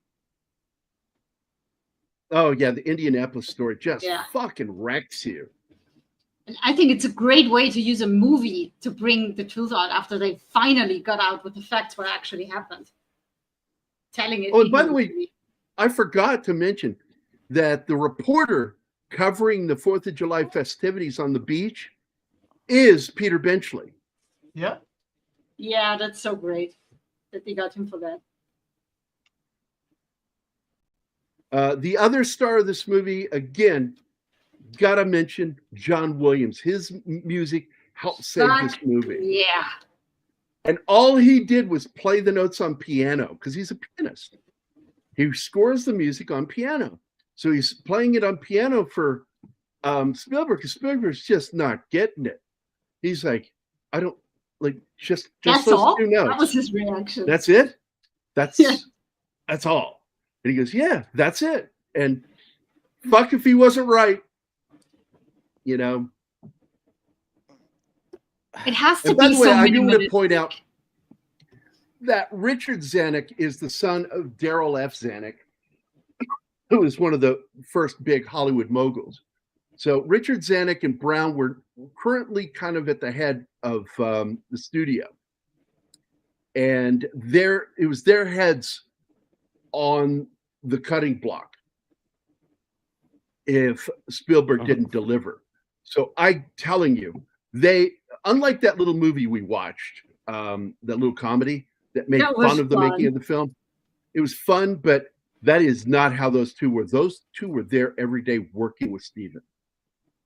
We've got to make this work. It is our fucking careers. But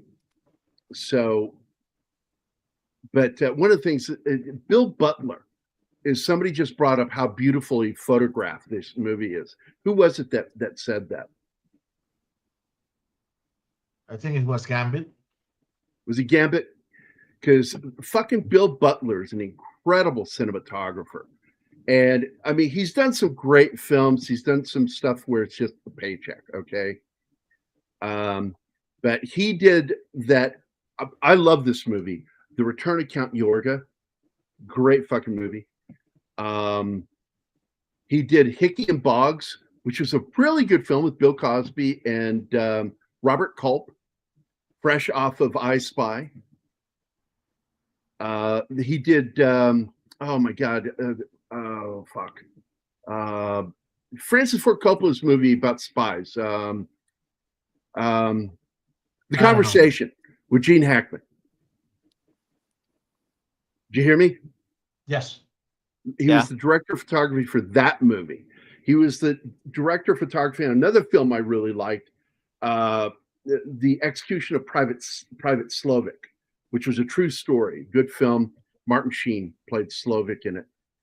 Conversation's another film. We've got to do it sometime. But if we're going to do that one, then we have to do the Gene Hackman, Will Smith spy movie that they did, which was kind of a sequel to that movie. Enemy of the State. Yeah, Enemy of the State. He did the movie Lipstick, which was a rough film. Bingo Long and the Traveling All-Stars, Richard Pryor movie. Love that movie. He did the movie Demon Seed, which was the very first adaptation of Dinar Kuntz's work. And that is such a crazy fucking movie that predicted the threat of AI in the 1970s, man. Wow. He also is the DP on Raid on Entebbe with Richard Dreyfuss. He did Damien Omen 2. I don't think he did the first one, but I know he did Damien Omen 2. He did another film that we've enjoyed on this channel, Capricorn 1. Now, O.J. Simpson's best performance. God, he was really good on that. You really couldn't tell he was going to kill his wife later. Oh my God. He did a movie I hate mentioning, but it has to be mentioned because it has good DP, good photography in it. Grease. He did it. I hate that fucking movie. He did Rocky 2, which is a really good film.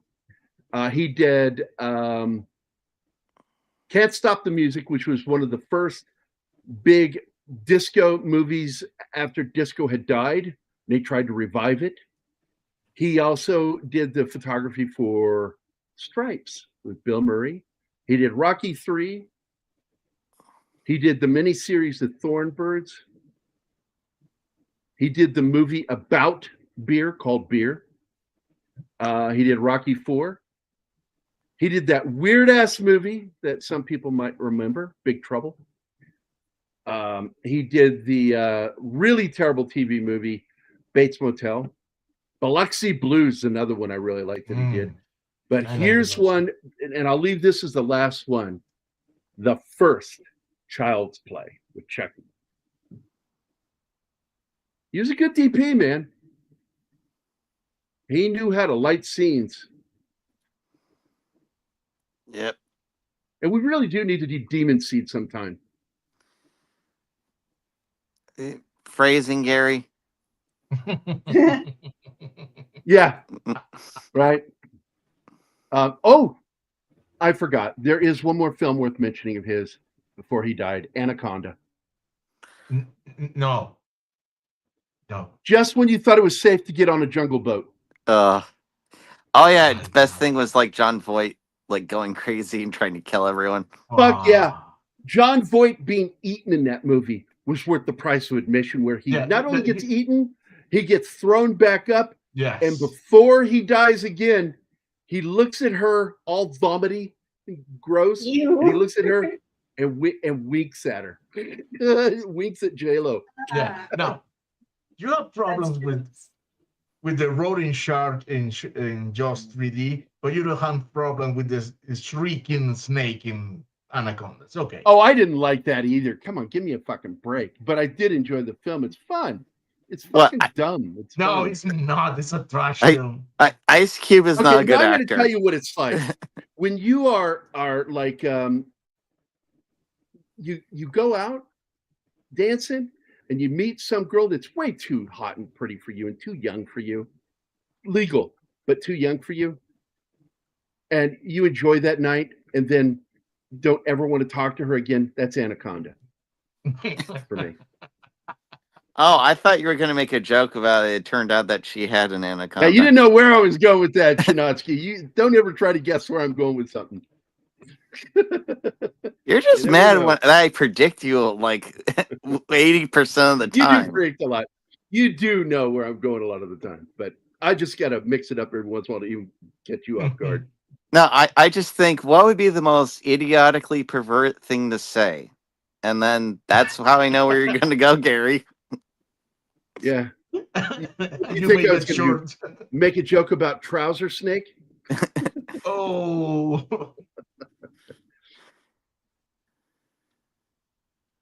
What was that one Robin Williams said?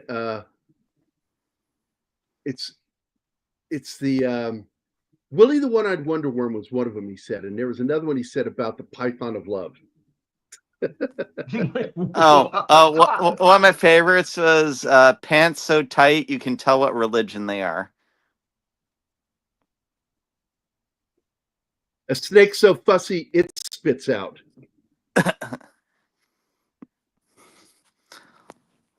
Anna was just giving up. She doesn't want to talk to me anymore. We're men. We're disgusting by default. I'm just not even going to comment. I'm not even there anymore. I've checked out. No comment. Anima's not here anymore. Fuck off, all of you. She's like Dr. Crane. We have to leave a message. Yeah. Wait, what is this? What is this? Bill You have Butler to make had an also appointment.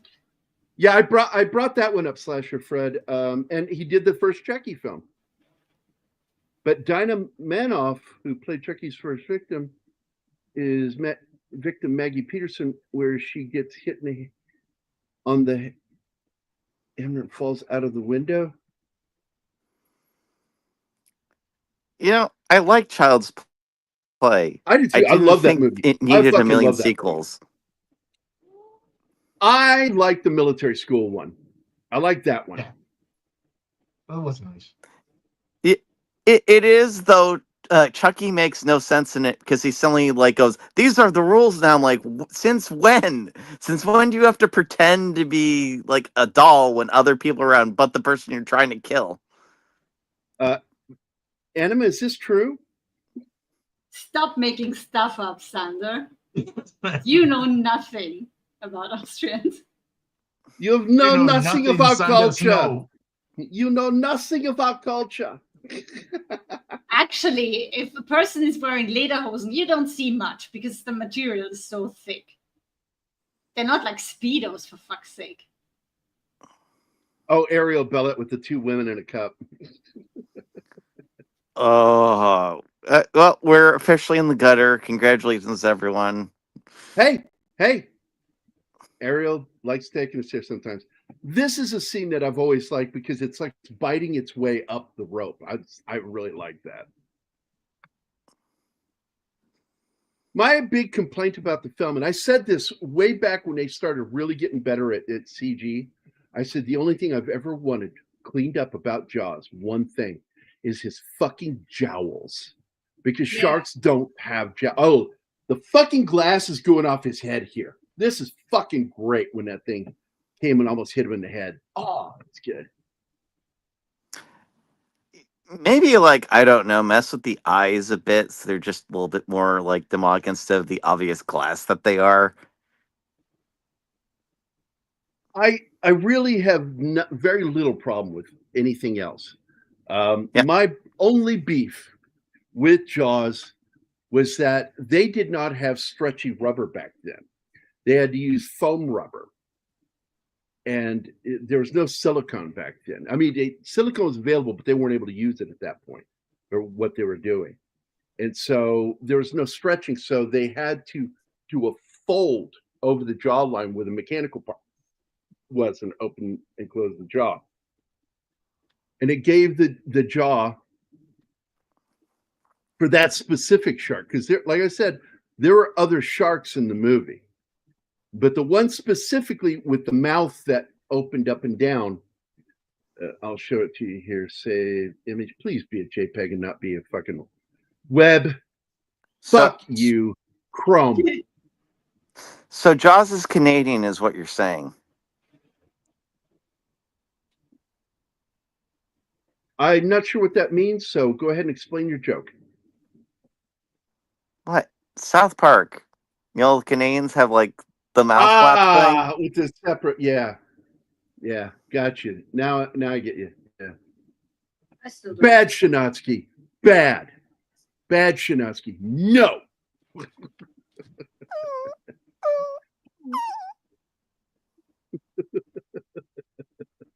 I can do animal sounds all day. You kill enough of them. I love how you just made that way more dark than it needed to be. I mean, Martin's usually the one making the I'm a secret serial killer jokes. Now I'm going to ask you guys, everybody, kind of let me know what you think. Comment in the comments. Do you think Quint was trying to burn the engine out? Because it really felt like it to me. Even as a kid, it always felt like he was doing this on purpose, trying to get them in a pickle. And I don't know why. I just kind of thought he was a little overconfident, like, because it's his boat, right? So he thought, it can take it. It can take it. No, oh, shit, it can't. No, man. He was just in a competition again with Hooper because it is not until Hooper tells him to ease down that he starts to pushing over the limit. Yeah. Because he really pushes down on this engine. And this is after they've already had a problem. Okay? There's already a problem with the engine. He's pushing it too hard. He yells, "You're pushing it too hard. Quint, you're pushing it too hard." And he won't listen to him. Is that before or after he smashes the radio? It almost feels like he's on in a death spiral of his own. It feels like he's ready for whatever his fate is. And he's not going to run. So here we go. See the jowl line on the shark on the right-hand side where it flaps over? Right here? Too? Yeah. That's the part that there was no way around it. And sharks don't have that. There are no jowls on real sharks. And that was there for one reason and one reason only, because they didn't have the right kind of material back then to make this stretchy. So they had to make it hinged. And thus, you get the weird jaw flap. And it's the one thing I've always wished that they cleaned up with CG. Oh, no. Let it be. That is now a trademark of the shark, a trademark of the movie. If you remove that, I don't know. I think all fans wouldn't like it. I know I wouldn't like it. Look, See, that's what I feel that he was ready for another Indianapolis. I think he psychologically is there. It's why he destroys the radio and won't let Brody call for help. That he is going to see this to the end, no matter Yes. what the end is. And he made it clear. He said it before. That's why I'll never put on another life preserver. He comes walking out of there with life preservers for 2 people. Because he knows they're sinking. And I Wait, think wasn't- that he has, Wasn't he there only knows. 2? No. I'm sure there were more. I think I just saw 2 in that show. it's That doesn't mean definitely the they're the most only ones. personal for him as a character. It's definitely like the "I will kill you no matter what I have to do" kind of thing. Brody is more That's- like "I want to defend my family and friends." This is what I feel. What Max just said. Right there. So I was have felt guilt. that way since I was a kid. That it's survivor's guilt. And this is his chance to be reunited.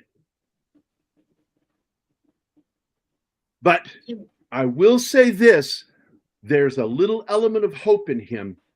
So you think you could do something with that crap you brought on my boat? Yeah, I got Is it that bad, And though, then- that he's willing to drag them down with him? That's the thing. But he told them he didn't want them going. And Roy Scheider's character, Brody, said, "My charter. This is my charter." He goes, "Yeah, but it's my ship, my command." And so he has to let them come along. He didn't want to. He was going to go out there and quietly probably fucking die without these Maybe two that's being why there. And the only they made- reason why they kill the shark is because of that guy right there. The guy who's most terrified of the shark. He's terrified of everything.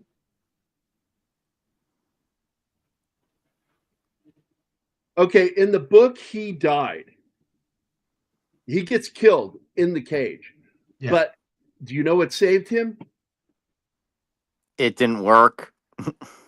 That footage of the real shark getting caught up in the cables of the cage. That's what saved Hooper. It's the only reason why Hooper survived. Because he wanted that in the movie. And to have that in the movie, either Hooper died right there or he survives. And originally, Hooper, I think, gets out of the cage and then gets eaten when the shark swoops around and gets him. Oh, absolutely, Quint is nihilistic. The crazy thing about the whole scene with the cage, that was real. They filmed with a real shark and it really got tangled up. And they almost had it die down there. They had a slightly smaller scaled cage. And they had a smaller diver that was going to get into it. And if that diver had gotten into that cage, he would have died. Period. Because the shark fucked the with shark that cage. got and destroyed that cage. Completely freaked out when he got stuck. And the diver was hesitant to go down there. And then the shark got stuck. So that would have killed him if he wouldn't have hesitated. Oh, I Yeah, remember the frenzy of 75, man. I was part of it. All of us went to school the next week with Jaws shirts on. All of us did. I had a Jaws shirt. Ariel, you're right. They went to the Great Barrier Reef to get real shark footage. Yeah. I always wanted to make a shirt that was covered with red. It said, "I went to see Jaws, and all I got was this leftover shirt."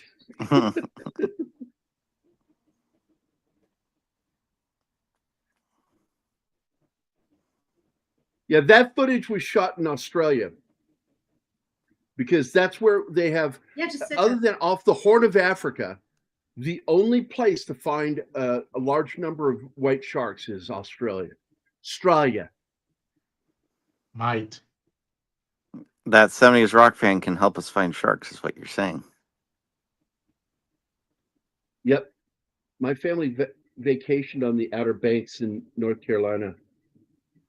Yeah, I lived in Virginia, and we lived within a short drive from Colonial Beach and Virginia Beach. And let me tell you, shark frenzy was going on there, big time. People did not want to get in the water.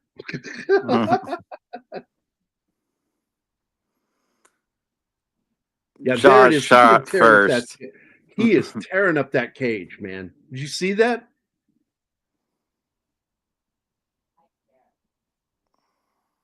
Editing. Movies lie. I tell people all the time, movies lie. And editing is how you make something look like it's with it when it was actually shot at a different location at a different time. Well, the best way I can put it, movies are dreams because they make perfect sense when you're going through them, but if you really pull them apart, they make almost no sense.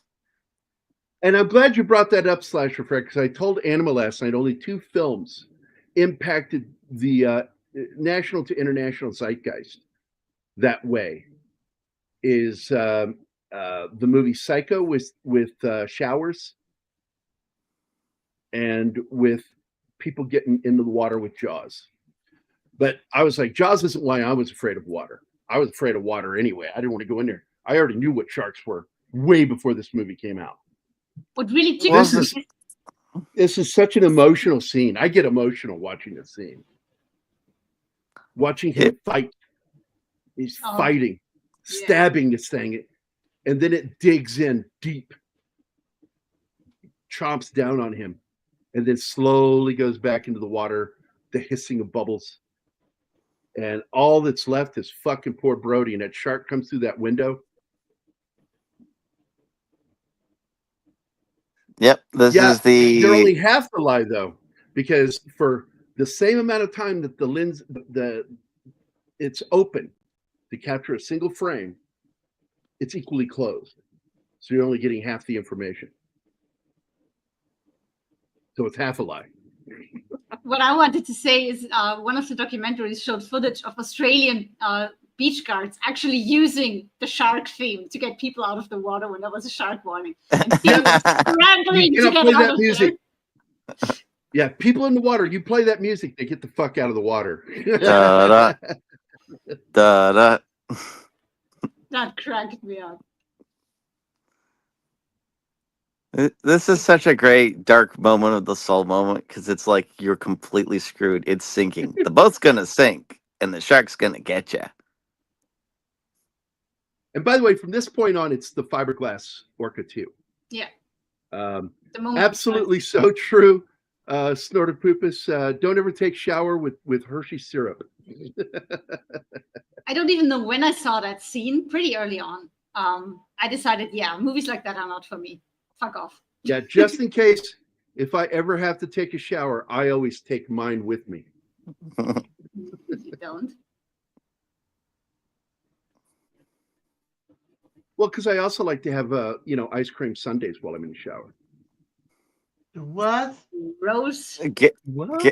Gary, you're like Kramer too. Thank you. You got it, Shinatsky. Nobody else gets points for that one.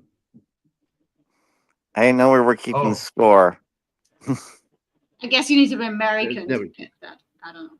That reminds me, I got a shampoo once that was chocolate flavored, and that was so weird. To put stuff in your hair that smells like chocolate. That's asking for bumblebees. Yeah, that's dumb. My sister gave me that. Wait a second. What is this? Yeah, Steve Irwin killed by a fucking stingray, man. Yep. And they destroyed that footage from I remember right. Like they were debating releasing it or not. If they hadn't pulled the barb out, he probably would have survived. Mm-hmm. First thing you're taught in the medical field, never remove an impaled object. You leave that up to the surgeons to do. They teach that in every first aid course. Naughty Ariel, by the way. Naughty. Psycho by Hitchcock usurped the audience imagination, especially with the shower killing. Yeah. Well, yeah, Yeah, there's it a impacted people, even as a kid. After I saw the movie Psycho, I think I was about 8 years old. Yeah, I never took a shower without keeping one eye free of soap to watch the door. And I locked And the the door door every locked. time I went to the Yeah. bathroom.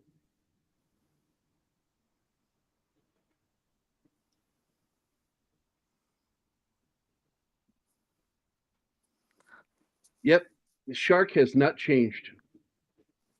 The shark That's what is I tell older people. than Evolution doesn't trees. work that way. Darwin was talking about changes in a species because of environment, nothing else. yeah. Misuse of his science, his research. I love this part where Hooper comes up and scares the shit out of him. Yeah. No, I used to be afraid of the water. I can't imagine why. And of course, for me, the swim to shore would be the scariest thing right when they're nearing shore, because that's when it gets you.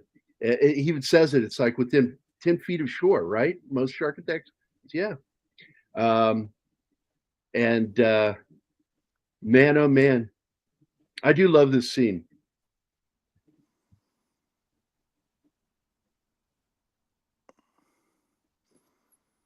Yeah, our friend died, but we killed the shark, so all's good. Jaws 2 is the mate. It's supposed to be the mate of that shark. And at the end, it ends with the baby shark swimming away. It's in the book. That's so absurd. It has like a blood feud. Shark blood feud. It's like, you killed my father. That's why it's not in the movie. They took it out, kind of like, it's in the book. It's dumb. Yeah. In the case with this movie, I feel at the end, Steven Spielberg's just like, okay, movie's over. I never want to see this thing again. Credits roll. Fuck you all. I'm going to sleep. Yep. So I wanted to point out again, the other thing I like about this is the movie continues until you see them get to shore. And I love that. Yeah, behind Playing the in the credits. background. And you're rooting for them all the time. Come on, little further. You can do it. You can do it. By the way, this movie started the tradition where Spielberg is not there for the last scene. Because he didn't want people to fuck absolutely with in the him. book. Absolutely, it is in the book.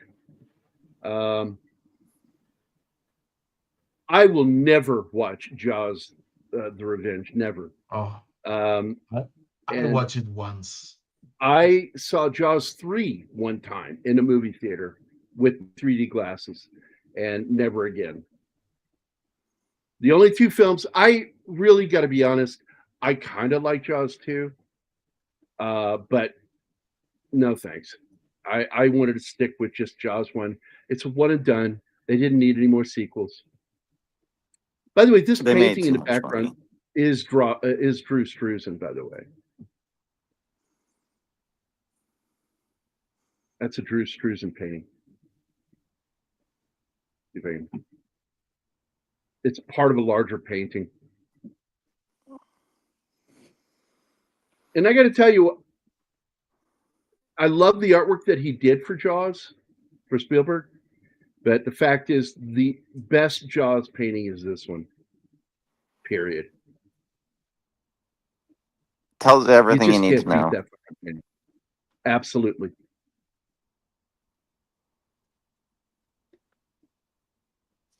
Do we have another video? Video for what? For that, you get the head, the tail, the whole damn thing. There you go. Yay, Jaws. And I think we even had a backdoor comment that was kind of close. And I went, no, this is one movie I don't want to get a backdoor comment from. We had backdoor Jaws.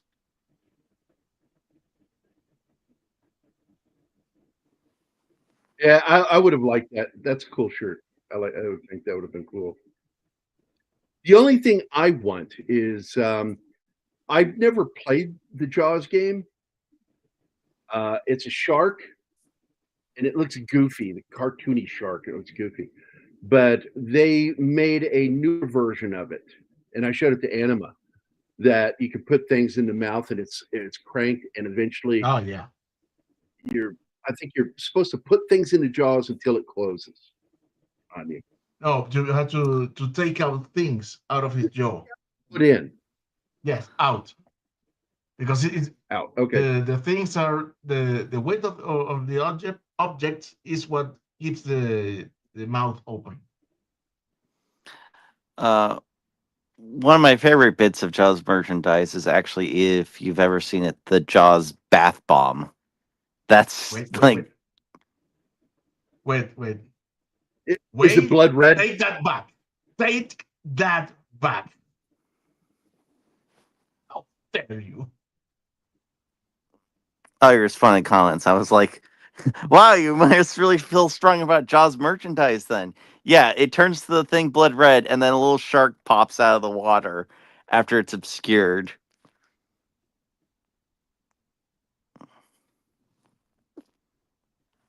Yeah, here it is. Wait, It's by Nika. Adolf Hitler also didn't like this movie. Quote, I hate Jaws. Oh my god. Oh, Stop gosh. it right there, shit. Bad Shen. I would give you the banner if I knew where it was, but I don't find shit anymore. That's like, I knew I have to enable it, is the tradition we must follow.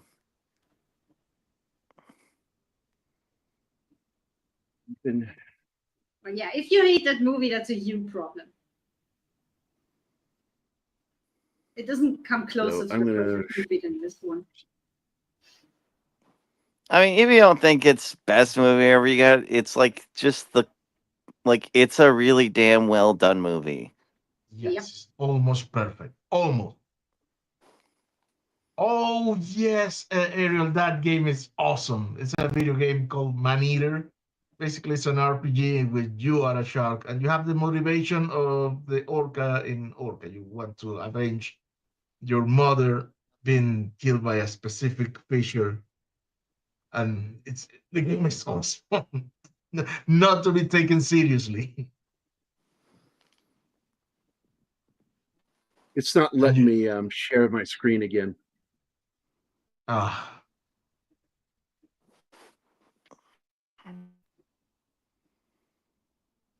It's something that you may put in the private chat and somebody will try to. Fucking pisses me off to no end. Thunder. Oh my god. Some. Oh. Well, okay. Well, today. Yeah. I've no longer made the worst joke of the entire show. Thank you. What was it? Because I'm trying to fix something right now. What was it? Jaws, the final solution. Oh my god. Yeah, right. Ugh. That was Sander. So bad Sander. You guys are naughty tonight. I can't believe that. Are we that bad?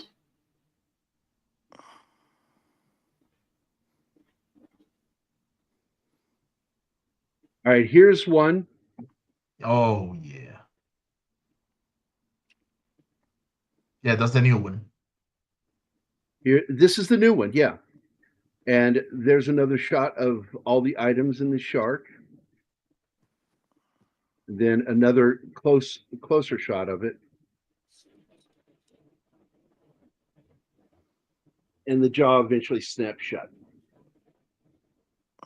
And you're supposed to retrieve the items out of the mouth until it snaps shut on you. And that game's been out since, 76? I'm surprised with how many sequels they've done. They haven't talked about rebooting it. Because it just seems like one of those things like Hollywood loves doing those things to make money.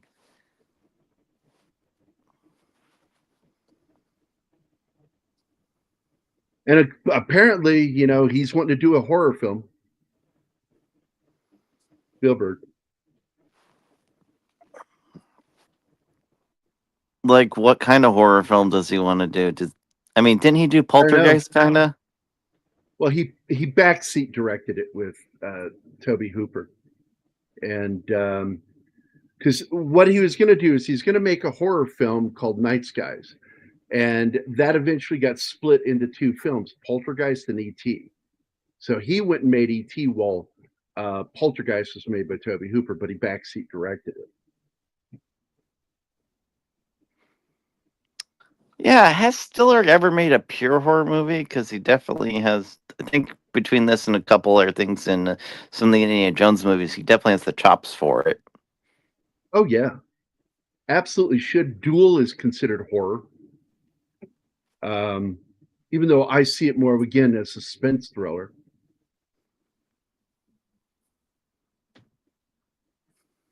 Oh yeah, I like that one. Why don't sharks attack lawyers? Professional courtesy.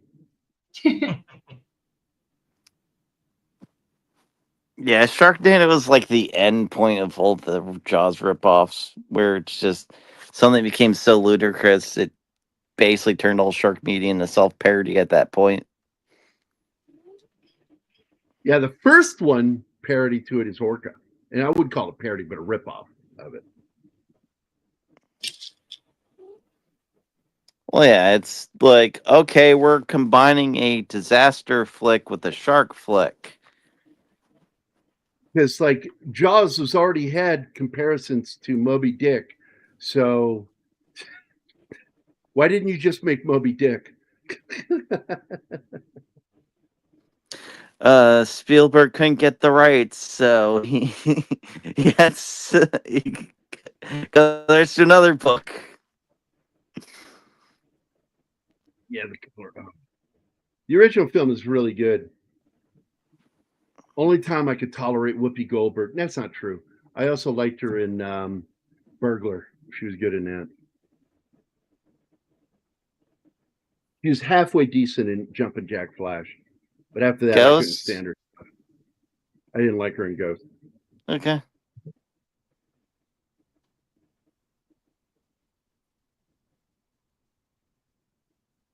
Yeah, it came a point with her. I couldn't stand her comedy. I couldn't stand her. Oh yeah, what's it? The Spielberg's episode of Columbo. That was a pretty good one. Oh, you're thinking Ted Danson, Ariel.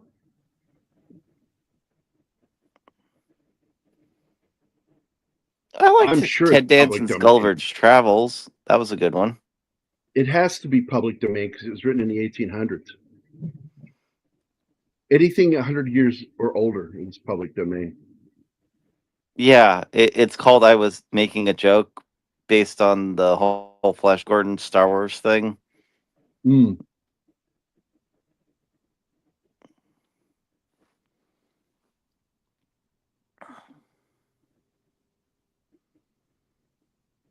Absolutely. All right, man.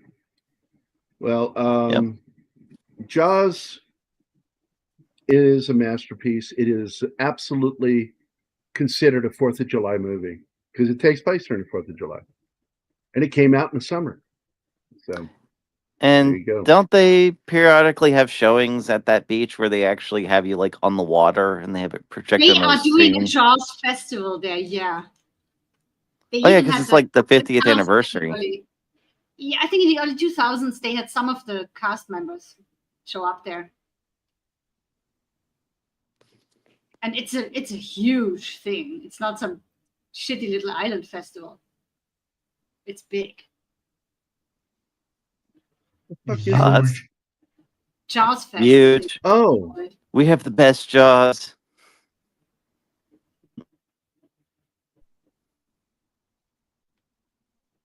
that is really cool, Martin, what you sent me. No. The PC? Yeah, Yes, it is. that is super badass. You I need thought to we share said no that, more dude. dick pics, Martin. Oh, I don't know if I can. Let me try. Yes, I know there is no try. Let me try. Yeah. That is true or true. Where do I see? Ah, here. Yeah, blah blah. Oh. Well, first, Yes. Show us I what. know that I, Jefe, do not have your superior intellect and education. But could it be that once again you are angry at something else and are looking to take it out on me? yeah, the thing is, I'm too having problems sharing screen, but apparently it may have worked. No, there you go. Look at that. It's a computer simulating the engineering room. Oh my! Yeah, it's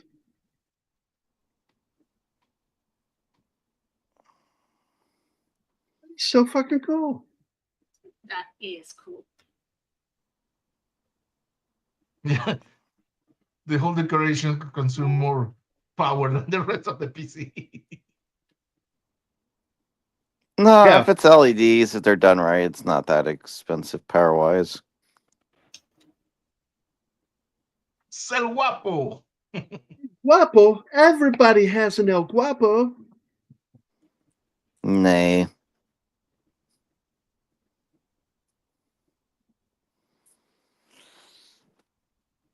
Well, then, anything else we want to say about Jaws other than masterpiece? No, Sander is not a stress machine. It's It's a Tom's computer. favorite movie. Yeah. Even Oh, Jaws. yeah. Why isn't he here then? Damn. Well,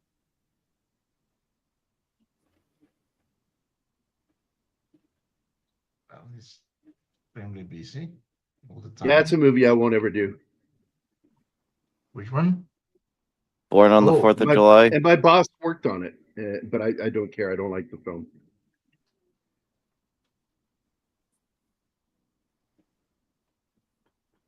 I think that's the only movie where Tom Cruise couldn't run. Oh God. Isn't that in his contract that he has to run? And in fact, that's why they gave it to him, so he couldn't run in it. That's mean.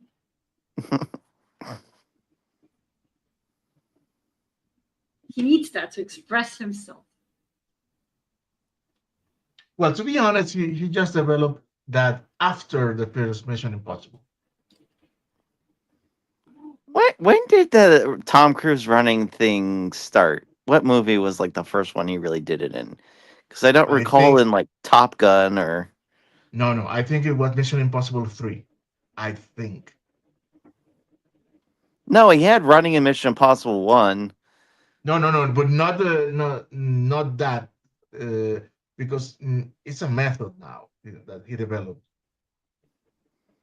Yeah, but I'm going the long takes with him running. When did that start? Was it Mission Impossible 1 or?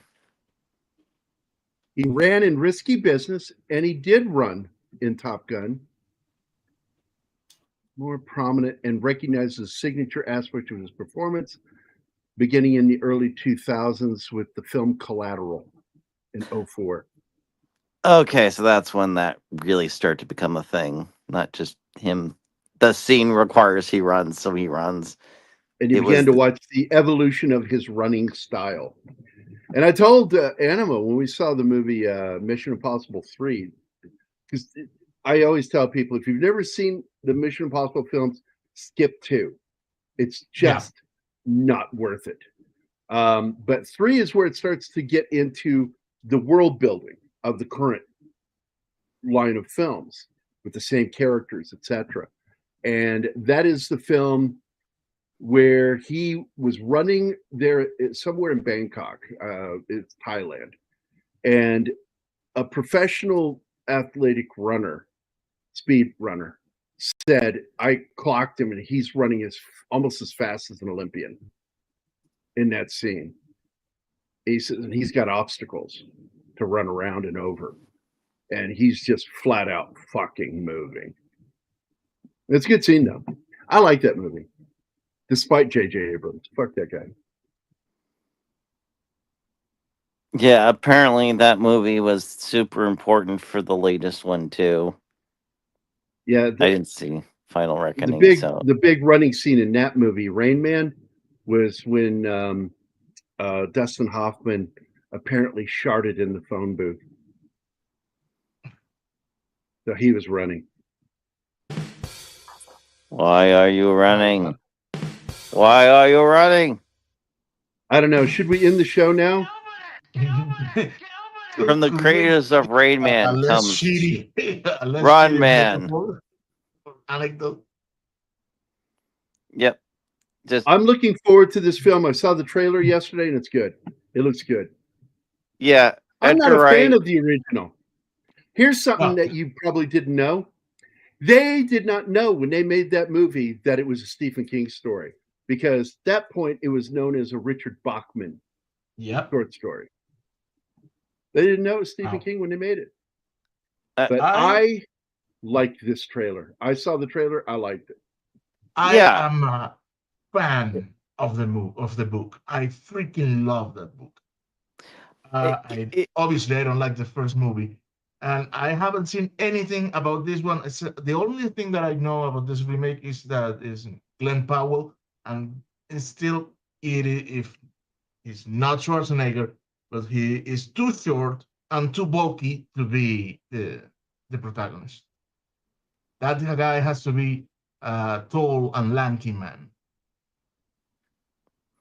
Yeah, it looks like they might actually do the ending of the book, which, if you know the ending of the book, it would have been considered very insensitive after September 11th, 2001. Yeah. Absolutely. Oh, and Sander is asking for it. Sander is asking for it. Matt Damon. You must. Gary, you must. So lonely, so lonely, so lonely inside real alone. For it. He's doing this, Team America. Fuck We yeah. are Here we go. I'm so lonely, so lonely. Not hearing shit. Hello. And once again, StreamYards doesn't work. No! I'm so It's not sounding. Why? So It is. I hear it. So yeah, I hear it. But I can't. I don't know what to say. We've heard it like 3-4 times now, Martin. You can stop. Assholes do vex me! You didn't hear that? No. Assholes do vex me! Martin, nothing? That's a you problem, No. Martin. We all Yeah, hear everything. we hear it. You assholes vex me. I'm so Ronnie. It's Pudding? No, thank you, sir. Now that I heard.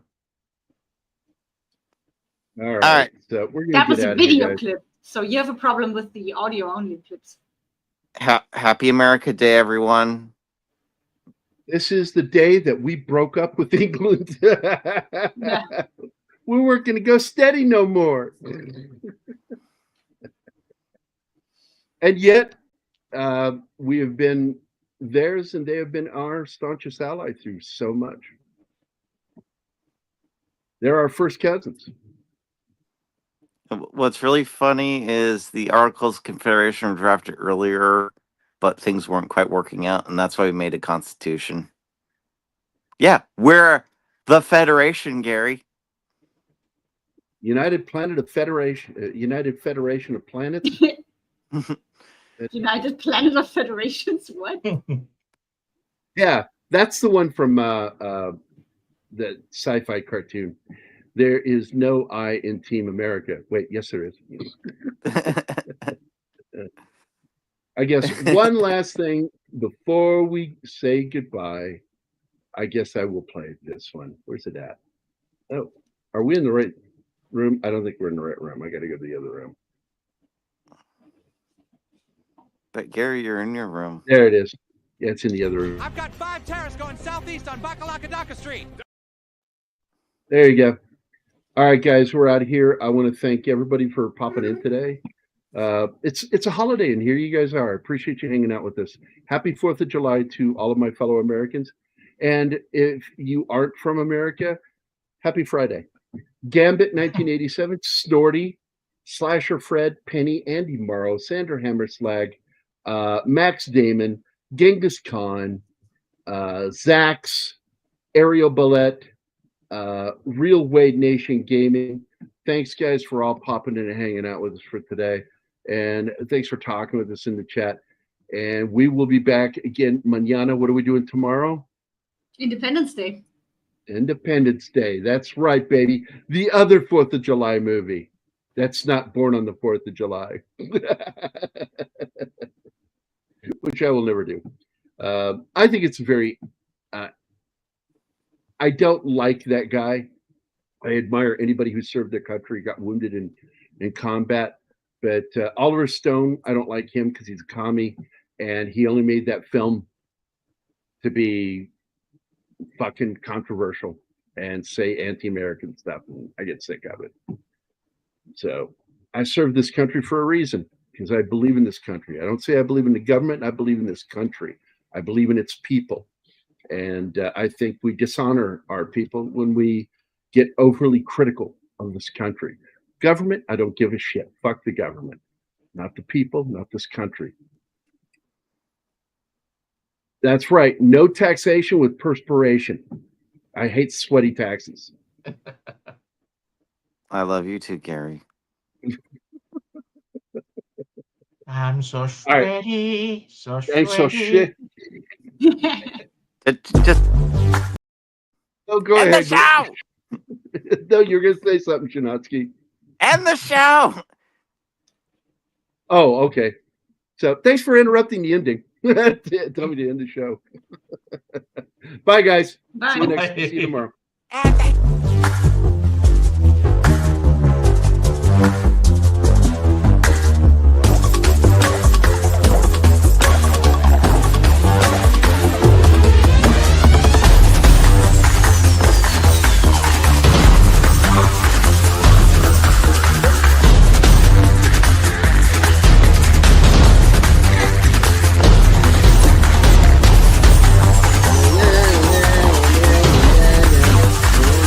the show. End the show. End the show.